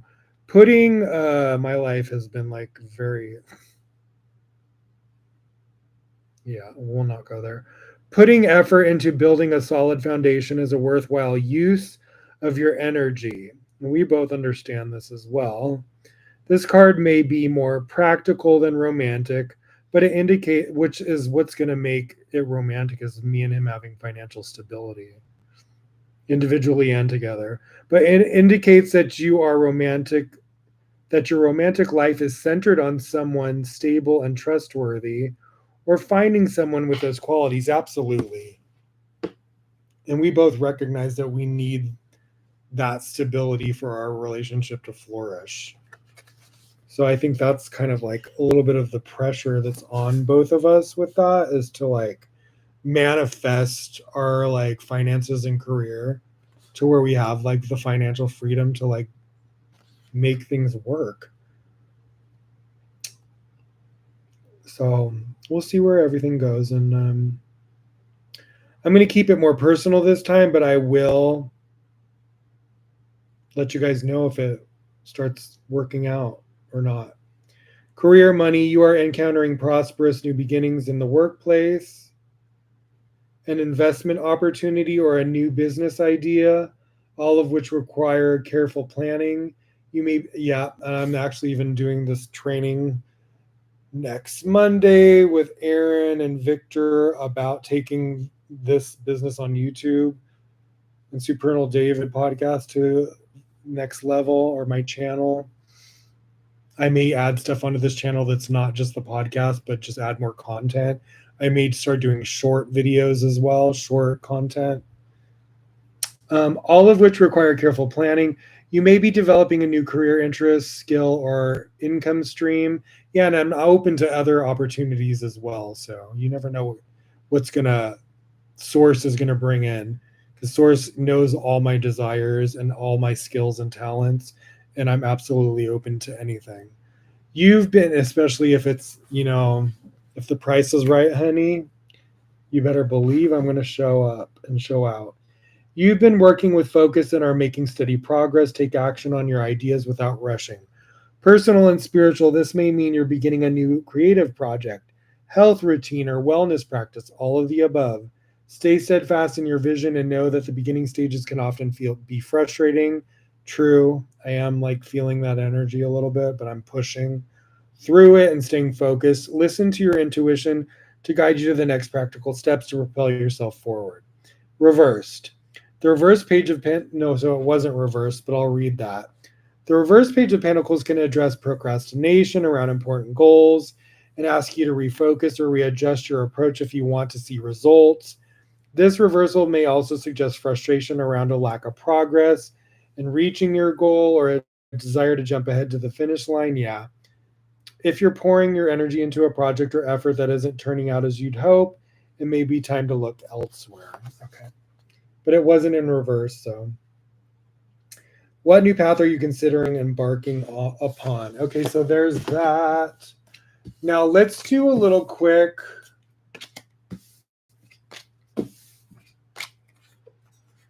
We'll get a little more clarity from and the angels and from Lord Ganesha, and then we'll call it. Oh, we're at 3 hours already. Shit.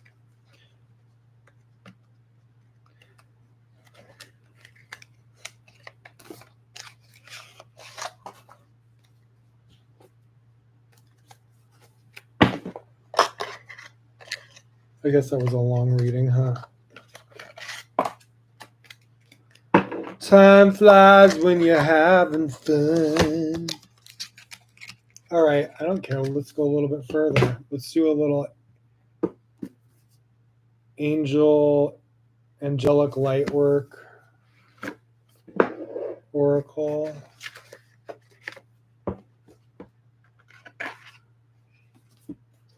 All right, angels, give me a little more sign into this reading on my love life.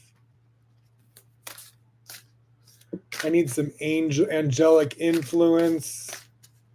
What's going on with me and my guy? A little more clarity besides that tarot reading.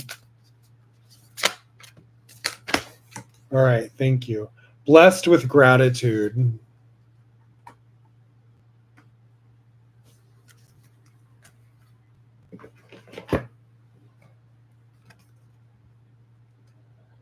Blessed with gratitude is what I got.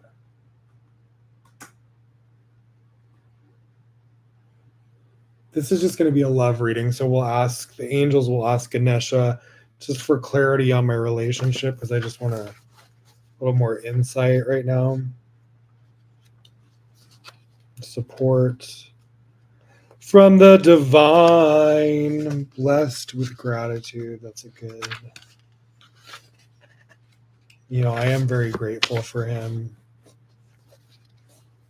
And I'm very apologetic for even though he hurt my feelings, I just feel bad about the way I reacted.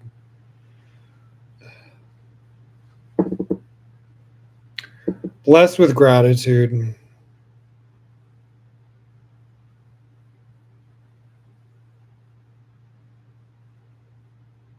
$35. 186.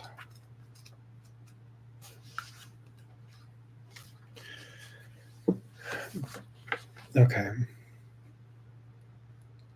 This is Uriel, Archangel Uriel.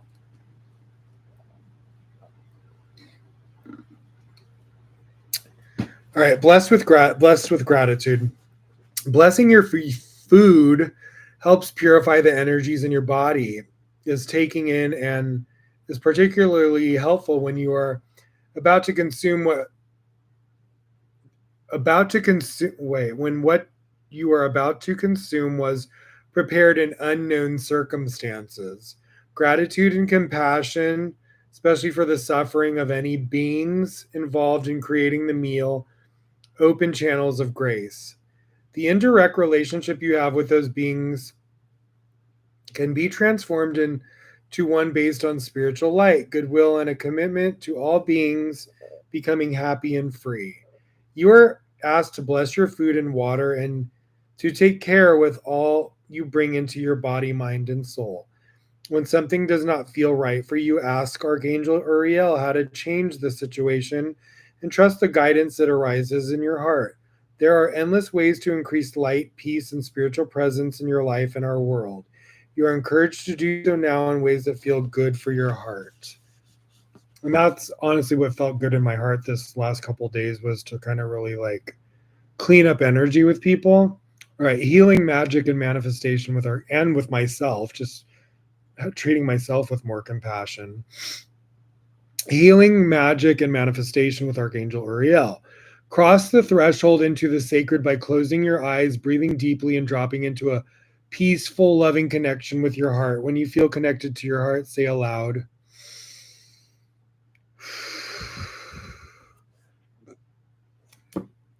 Archangel Uriel, I am honored and open-hearted in your presence. I gratefully acknowledge the abundance, prosperity, sacred manifestation, and countless blessings that you bring for the greatest good of all. You support the embodiment of divine light. I am ready and willing to receive your healing and guidance to fulfill my inner potential for the spiritual benefit of all beings. I trust you to hold and protect the sacred space for healing according to the divine will, so be it. Hold your preferred hand over your heart, imagine, intend, visualize, or feel a luminous shining gold light gather and grow from within you now. Feel it expand until it creates a vibrant circle of light around you. Trust that it is there, whether you sense it consciously or not. The sacred circle holds you comfortably within it. It can be as large or as small as feels comfortable for you. Within this space, you are held, protected, and supported for your process. The light and presence of Archangel Uriel shine through the circle of gold light and fill the space within it with loving and powerful divine energy. The circle can transform into other shapes, an egg, sphere, pyramid, or column of light, or it can remain as a circle and still accomplish its purpose of holding sacred space for your healing and manifestation practice. To call forth the archangel, repeat Archangel Uriel for as long as feels right. Archangel Uriel, Archangel Uriel, Archangel Uriel, Archangel Uriel, Archangel Uriel, Archangel Uriel, Archangel Uriel. You can sing, chant, speak loud or gently, whatever helps you focus and feel a heart connection to Archangel Uriel. As you repeat the name, imagine, intend, or feel the presence of Archangel Uriel increase in the sacred space. Now it is time to express your intention for the practice. It might be a specific issue or a desire to connect and allow angelic wisdom to do whatever it needs according to higher will. When we speak from the heart, sometimes we can feel like we are finally dropping into our truth out of confusion and beginning to gain some clarity and reconnect to our inner power. It can be such relief. If you are offering this healing on behalf of another, dedicate it by saying, honoring free will, I offer this healing to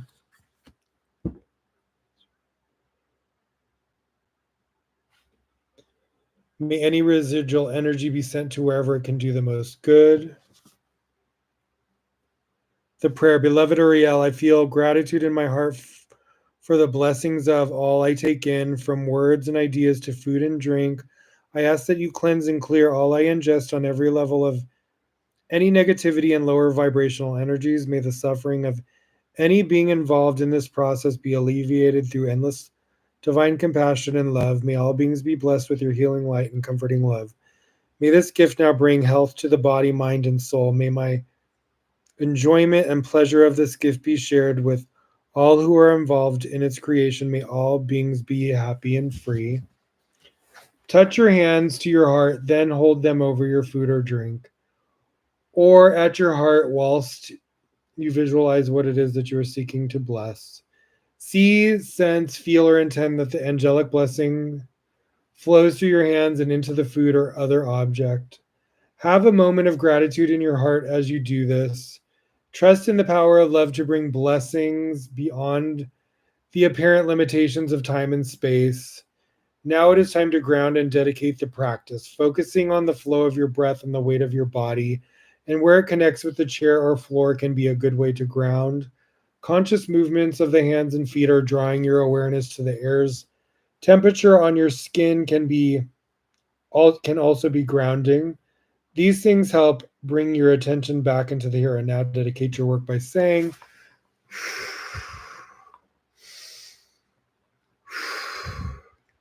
may the energies generated here today bring spiritual benefit to all beings. May any excess energy be sent to where it can do the most good, so be it. Place your hand at your heart and say, this work is now sealed and complete. Thank you, Archangel Uriel. To close the practice, visualize, imagine, feel, or intend that the sacred circle of golden light is dissolving into the earth. This nourishes the earth and fertilizes your work so it can come to life. For the greatest good, you have now completed your process. Now it is time to settle and allow the work to unfold in angelic grace. Okay. Now, Ganesha. Ganesha, my buddy, I love you so much. Can you give me some love discernment with my love?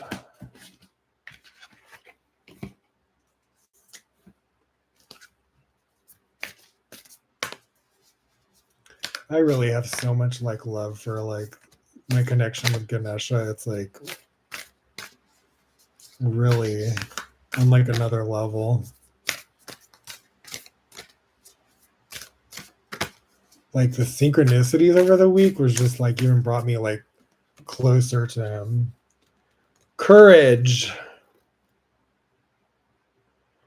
So courage in my love life.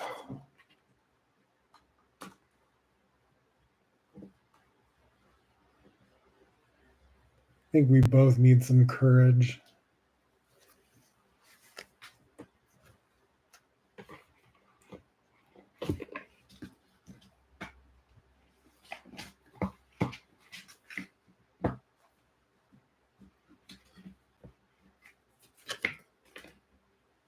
Okay.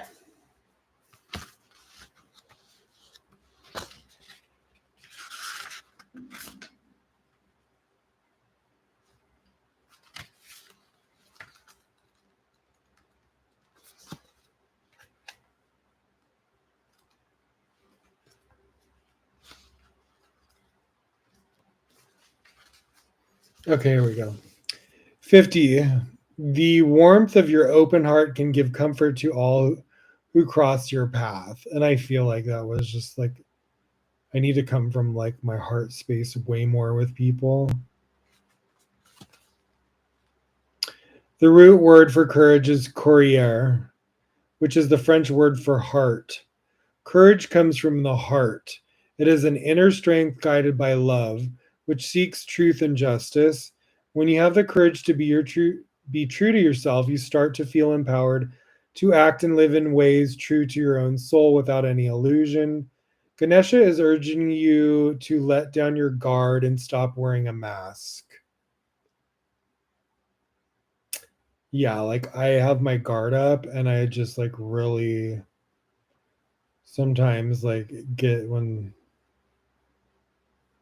someone triggers me, I'm just like unleash the dragon.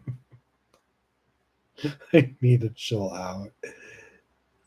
I know it roots from like my trauma and I just really need to get a grip on it. Begin to have more respect for yourself as well as for others. Be aware of making harsh judgments exactly about yourself and others. When you come from the heart, you'll find that you really relate better to others. This is exactly how I feel. And I feel that with him as well. I feel like he has that side too. Is like when he's pissed, he can really fucking go like low blow or like not come from the heart space. So you know what I mean? This is definitely like think we just need to be more like from the heart space consistently. Your innate gifts will be able to shine through. You are capable of leadership, achievement, and inspiring others to succeed through your own success. When you draw this card, it is a sign that your ability to cooperate and thrive in peer ventures with like minded individuals is heightened. That's why I'm really excited to have this fresh new like event on Monday with Aaron and Victor to start fresh again, and I haven't been in sort of like a event, like involved in an event for quite a while. Be willing to do what is needed for things to run smoothly for you. Ganesha promises great success if you are willing to let down your walls.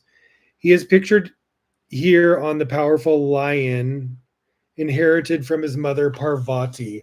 How funny. The lion's gay and he is on the freaking lion. Now, I used this card in the ads for the first episode of last week's part 1 episode because it was on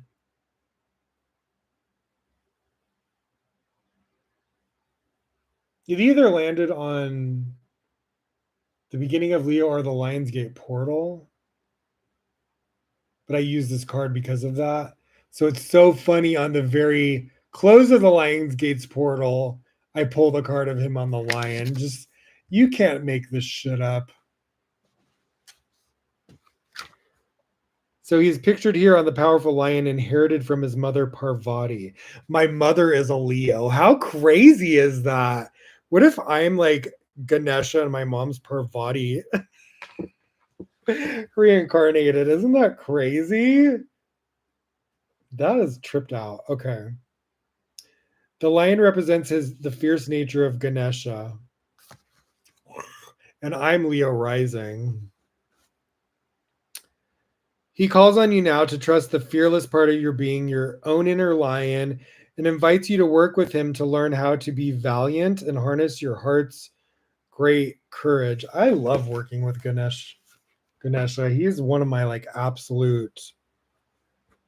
He's come to me like he's kind of like I think we're just some people you just like hit it off with right off the bat and you're just like click. But in the spiritual realm, like I have never had an energy of like a other than like Metatron or like I'd say some of the archangels, like, but I've had such an intense connection with Ganesha, but the synchronicities too, or like dream in my dreams, it's like me and him are like on another level. And that's why I thought it was so cute that when I was little, my favorite Disney movie was Dumbo.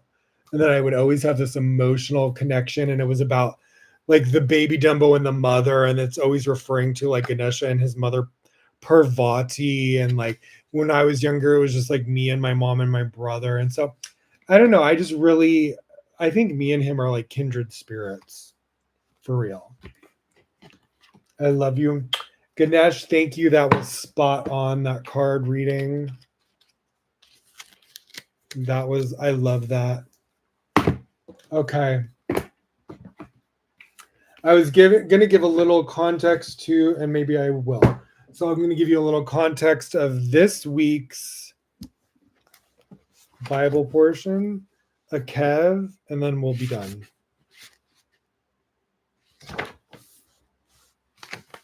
Which I was sharing some of that Zohar stuff about Aaron and the lion and the eagle and the ox. So we'll read what a Kev, we're just going to get the little 3-page lesson of what this Bible portion of Kev from the Old Testament is about. We're in this weekly energy of Deuteronomy. So a Kev means, and if you will listen. And if you will listen is the energy of the week. The portion begins by considering what happens when we are on course in our spiritual work, or God forbid, when we are not. But before we discuss what we should do or be on course, there is a great lesson we must learn. Consider this story. Long ago in a small town in Europe, there lived a butcher. One night his deceased father came to him in a dream. The father said, "A woman will come to you on Friday before Shabbat. She asks that you slaughter a chicken for her. Don't refuse her. You must slaughter the chicken for her." But Friday came and went, and there was no woman. 70 years passed. Then one Friday before Shabbat, the butcher was on his way to the synagogue when a woman approached him and said, "Please, I know it's late, but if you don't slaughter this chicken, I won't have anything to eat on Shabbat." The butcher looked at his watch and shook his head. "I'm very sorry. I'd like to help you, but I just don't have the time." And he departed. But later that night, in the middle of a Kaddush, he suddenly remembered the dream he had many years earlier and wondered how he could slaughter the chicken for the woman he had met. How would he find her? He sprang into action. He told his wife about the woman, instructing her to give the woman food if she ever saw her, because he knew that he himself had missed his chance. Indeed, that night the butcher left this world, but he had the merit of completing his task through the actions of his family. Most of us are not righteous. It's much more likely that we are here to perform a single action that we missed in our past life. Sometimes it's more than one action, but it's always connected to the same principle that there are those who come to give charity and those who come because they need help. One particular person, but nevertheless, it's always one action or another that needs to be completed or corrected.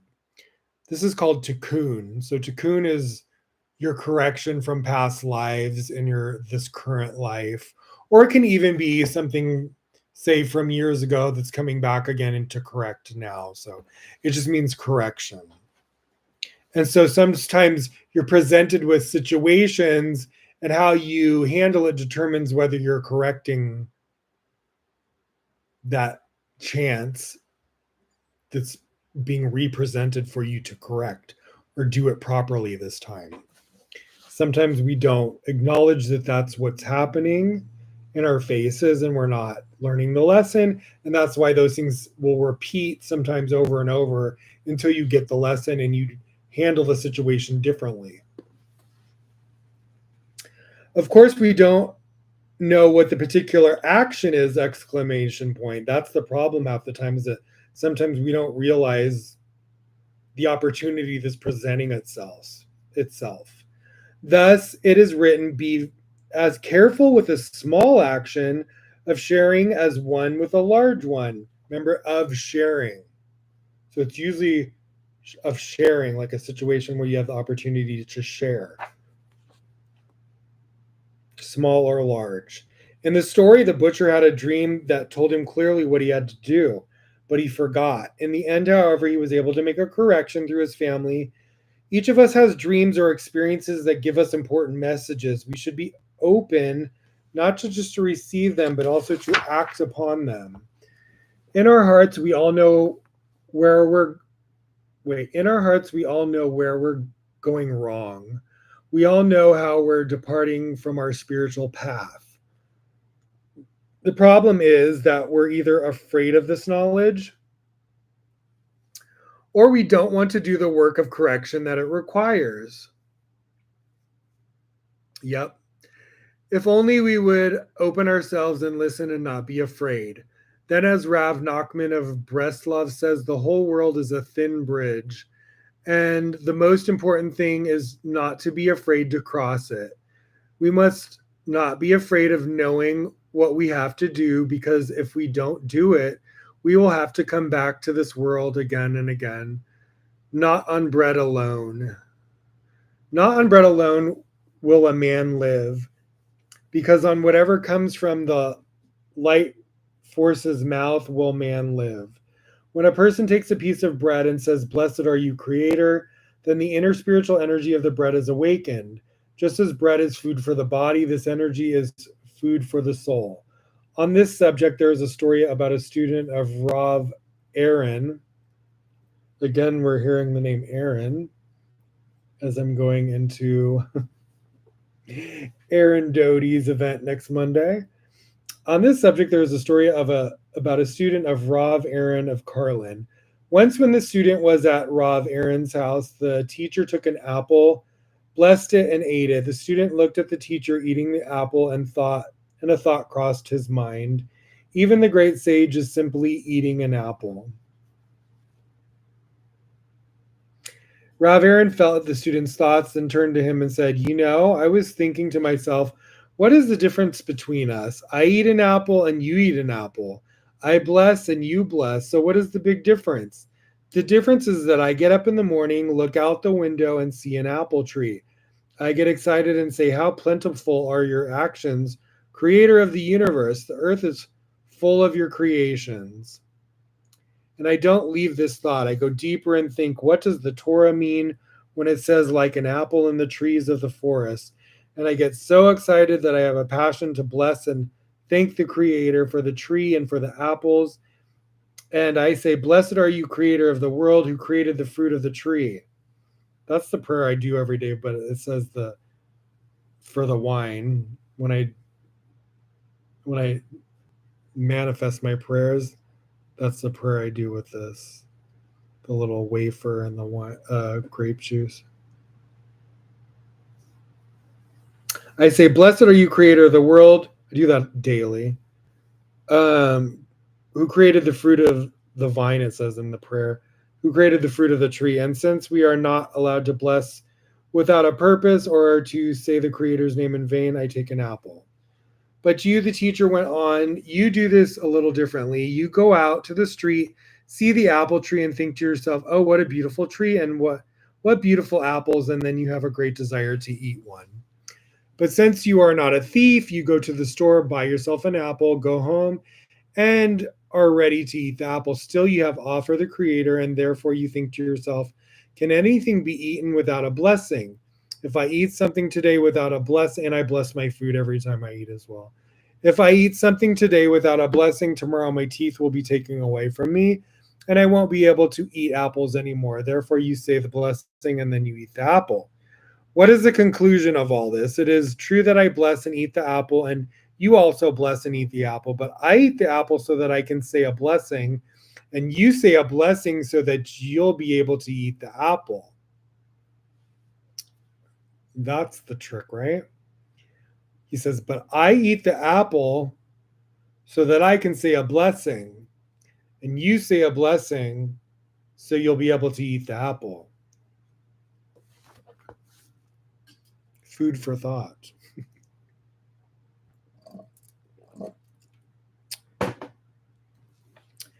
This week's portion, okay, more regarding this week's portion.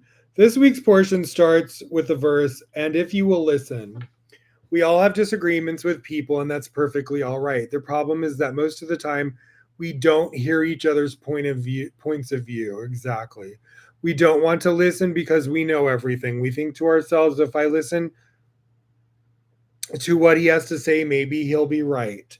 Then I, God forbid, will have to say that I made a mistake, and there's nothing worse than that. That is not true. It's okay to admit we make mistakes, okay?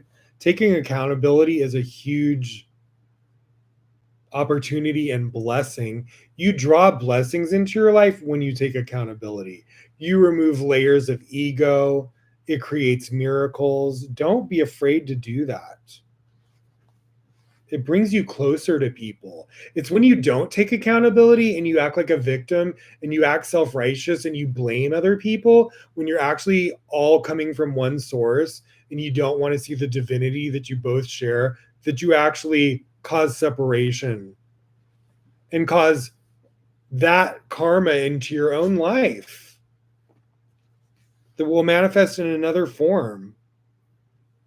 So the more we take accountability, the closer we get to not only each other, but to manifesting our own dreams and desires. So don't be afraid to say, I fucked up, I'm sorry, or to express yourself. Don't be afraid to say how you feel.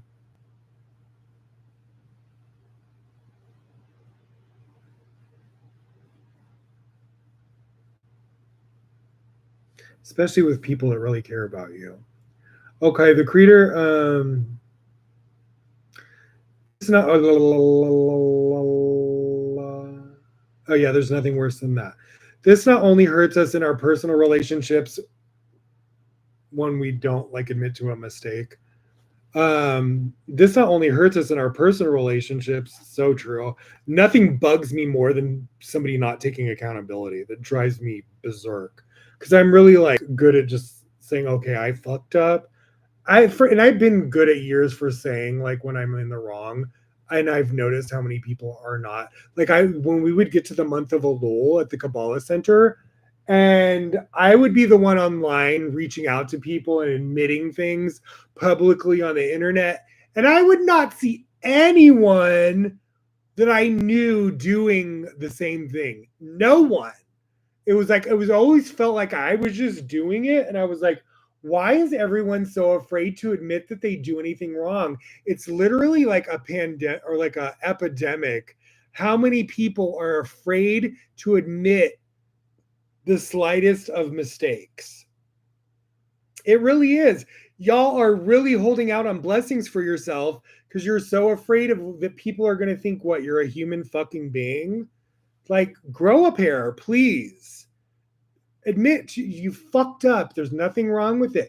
You're going to get closer to people. You're going to get more blessings manifesting by you doing this. Like, stop being afraid of this. And as we're leaving Leo and going to like Virgo, you want to be in that energy of like sifting throughout not only your entire lifetime but the past year to see where you had conflict with people, and you want to correct it and you want to reach out and make amends because it's going to on judgment day on Rosh Hashanah, you're going to clear that energy out so it doesn't come back to fucking bite you in the ass. Just a little FYI.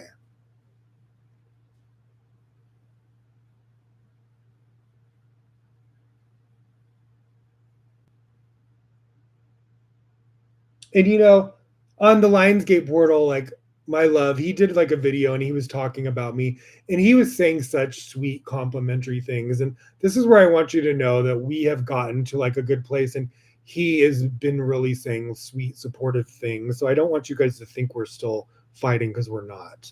And he was just saying all these complimentary things and how like I'm so articulate and expressive in a way that makes people really understand where you're coming from, because that's how I am with him, and I think he really appreciates the extent I go out of my way to make him understand me, because I think when the times that I didn't hurt him and put like fear in him, and then when I came back around and was like no, like got over my like reactive behavior and then cleared it up and took accountability, I know he really appreciates that. And it is because he loves me, and he really think he's very considerate and thinks about me all the time.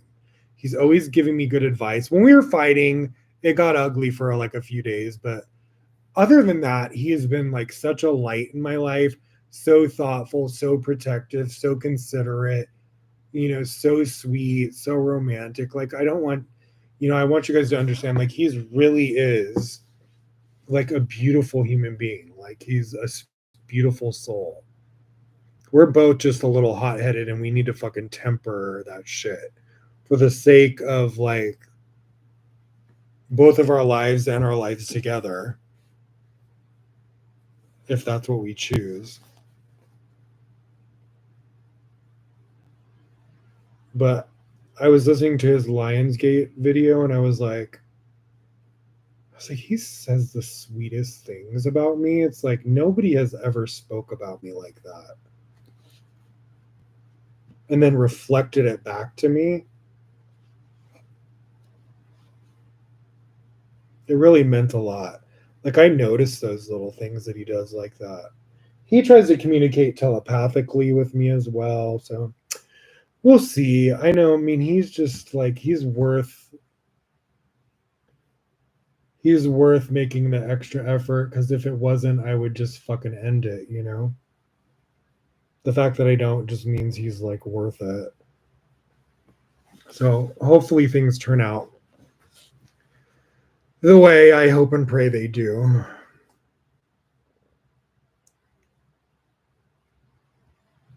Because I really see, I've had visions of us in the future. Absolutely.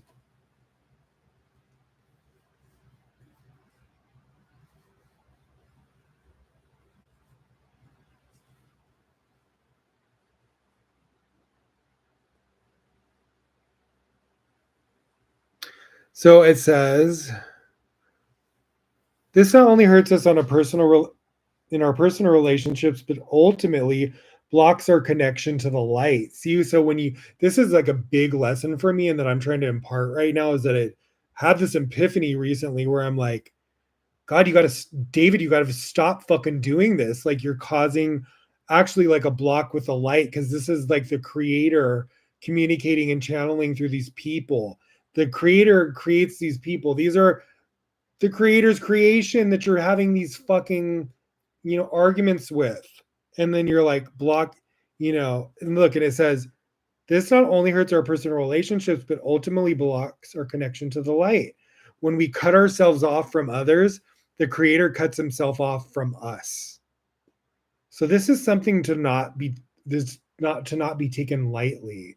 And we all do this and we all like, are really sometimes like so hot-headed and like create so much separation between us and others. And it's just like we don't realize we're only causing ourselves like distance between ourselves and the creator.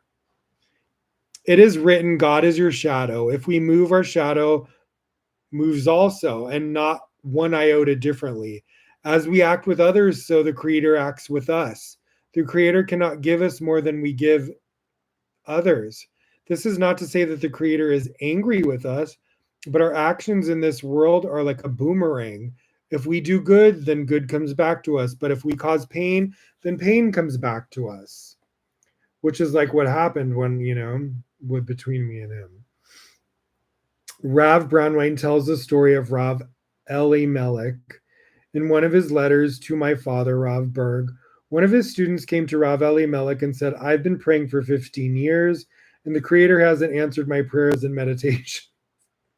I pray 3 times a day. I say the prayer and meditation at midnight. I say the Shema every night before I go to sleep. I do everything I possibly can, but the Creator does not do his part. He has not answered my prayers yet. What do I need to do? Rav Elimelech looked at him and answered, the Creator did answer your prayers. The answer was no. Often we deny many different things to many different people. Therefore, the Creator denies us all. So listen, often we deny many different things to many different people. Therefore, the Creator denies us also. But if we say yes to others, then the Creator will say yes to us. That was beautiful. Synopsis. This is the last paragraph, and we're done.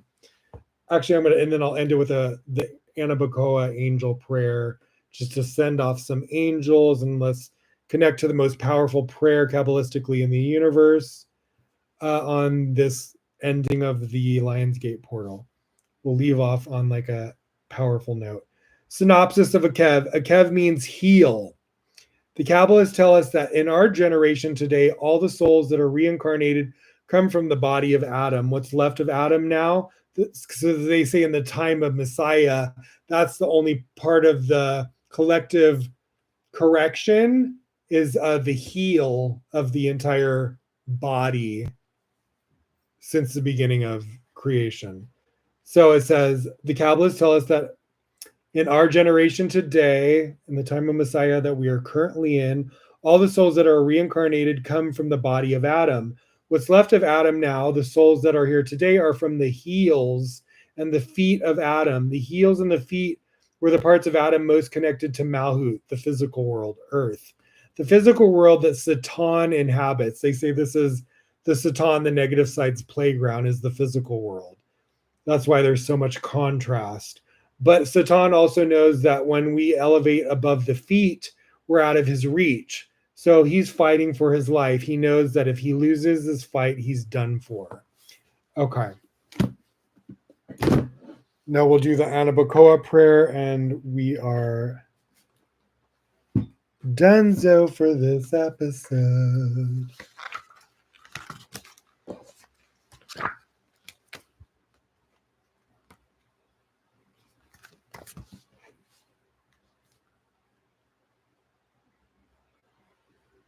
Oh my God, it's already 9:00.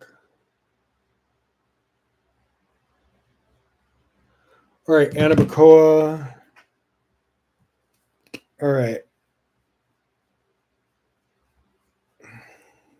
Hesed, Sunday, Anabakoa, Gedulat, Yamaneka, Tatir, Tazora. Power of redemption, unconditional love, removing the negative influence of physical matter from our lives, tapping into the tree of life reality, remembering yesterday's lessons. Alapikamo Yutaf Sadik. Gavura, Monday, Kabel, Renata Mecca, Sugvenu, Tarenu, Nora. Kufr Shine Sintet, noon. Meditation, closing the gates to the Satan, forgetting all limited and limiting thoughts, destroying negative influences at the seed level, thus preventing bad things from happening in the first place, overcoming our reactive nature, transforming chaos to miracles and wonders. Right, Tiferet. Tiferet Tuesday, Nagibor, Doshea Kodeka, Kevavat Shamrem, Noon Gimel Dalad Yud Kaf Shin. Meditation, connecting to all forms of sustenance, both physical and spiritual, rejuvenating our body, removing death from all aspects of life, including body, relationships, business, gaining help to avoid speaking evil speech. All right, now we're doing the Tuesday angels. So you scan right to left. Tuesday angels at the top.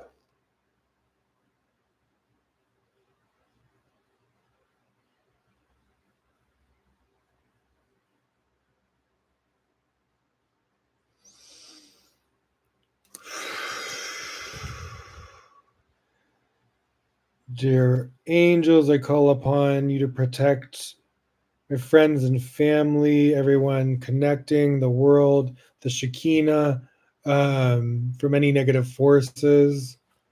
And that you bless everyone with great, limitless abundance, soulmate energy, Chanel of Hay, healing, and unity.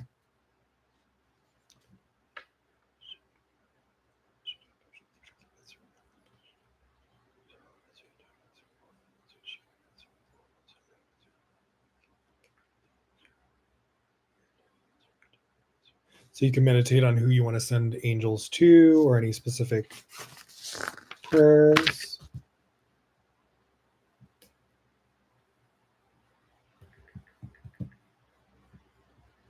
Netzach, Wednesday.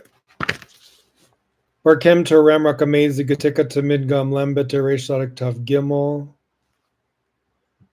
All right, and now we've got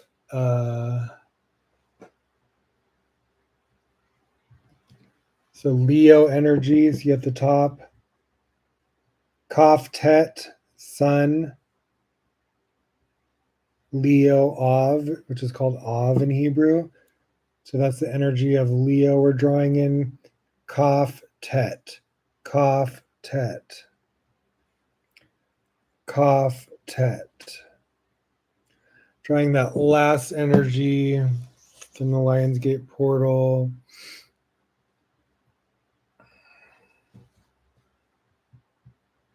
And then we're going to do a little spiritual Reiki.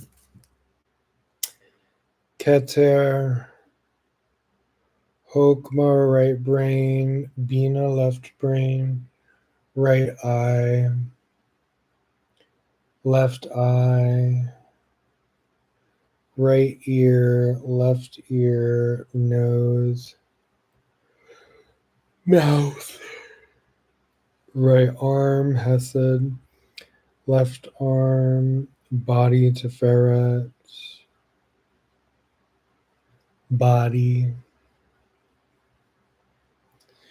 right leg, left leg, said reproductive organs, Malhut,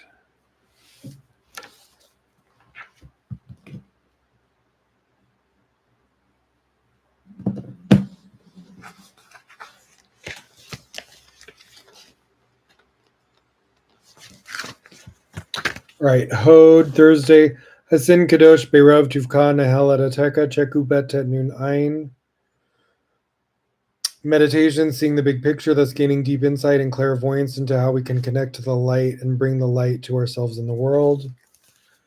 Yisod Friday, Yekid Gay, Lamka Panezo, Great Kedusha Teka, Yugim Lamed Pezain Kuf.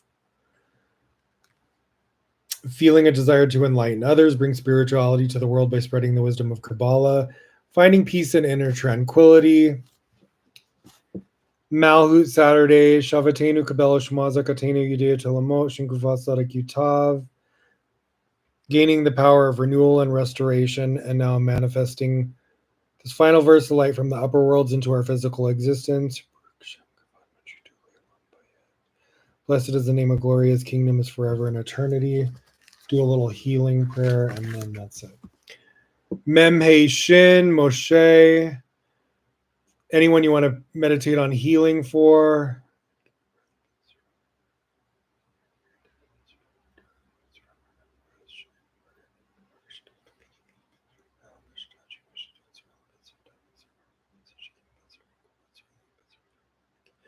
Mi'olam hu shemeka, mi'olam hu shemeka, mi'olam hu shemeka.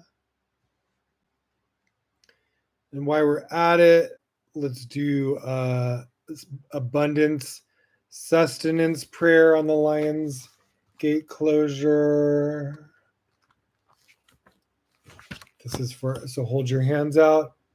Poteik et jadeka. Umaspia lekokai ratzon. Baruch Gever Asher Yivtak Beadonai Vihea Adonai.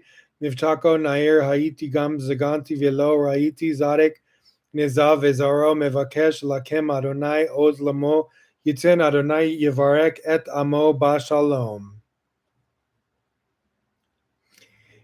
You open your hand and satisfy the desire of every living being. Blessed is the man who trusts in the Lord.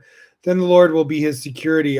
I was a youth and also have aged, and I have not seen a righteous man forsaken with his children begging for bread. The Lord will give might to his people. The Lord will bless his people with peace. And then last, protection from evil eye, Aleph, Lamed, Daled. So this is for protection from evil eye and protection traveling, Aleph, Lamed, Daled. Last prayer. Kami ma kativ vayavor Avraham baretz vayavor vayalek mi bae le'alaha kahu remesh yima kadisha dekatim beyama biyayim bet avon gelefon dekolo bishma dakativ haka vayavor ktivatam vayavor Hashem apanav vaikra. Amen. This week's portion also discusses the importance of the word amen for manifestation. It's kind of like the word aho in shamanism. And yeah, what was I going to say? Oh yeah, we'll do the manifestation wine of the prayer. Ow. I was going to say something. What was I going to say? I don't know. Let me finish this prayer.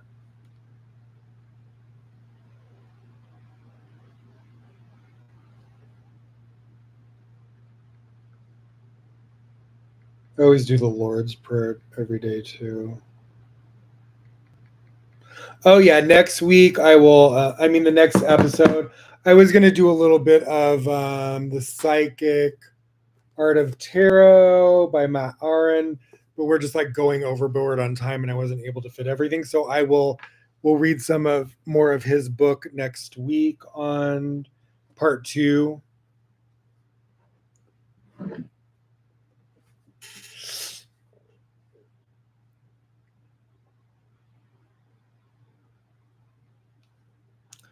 All right, the Lord's Prayer.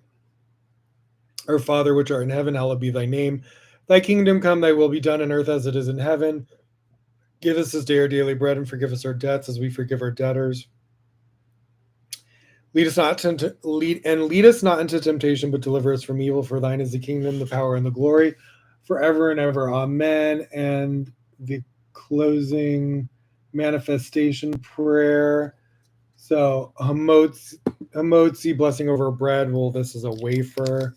So this is to manifest all the energy that we just connected to. Barukatad Anayalehinu Melekalam Hamotzi Lekamin Hadets. Blessed are you, Lord our God, King of the universe, who brings forth bread from the earth. Haggadah is kind of like communion. They do it in Kabbalah. It's called Hamotzi and Kadush or Hagafen. Hamotzi is the bread, and then Hagafen's the wine, or Kadush is the wine. We don't want to spill this on the computer, honey. All right. Hagafen, blessing over wine or grape juice, Brukatad, Anayalehinu, Meleke Alam. Bore Pri Hagafen, blessed are you, Lord our God, King of the universe, creator of the fruit of the vine. All right, guys. I love you. Amazing connection. See you soon with part 2 of this episode. This was kind of like just sharing all the today. I was really like in the last few days curating the next episode. I was getting little elements, and today a lot of the elements started like flooding in, which is how it happens. Like on a certain day or whatever, they just start like flooding in, and my mind's like connecting the dots, like like curating. My little Merkaba starts spinning. I want one of those Merkaba. I saw this video. I posted it on my Instagram, Supernal David77, where it's like a Merkaba made. I think it was made out of selenite too, if I believe.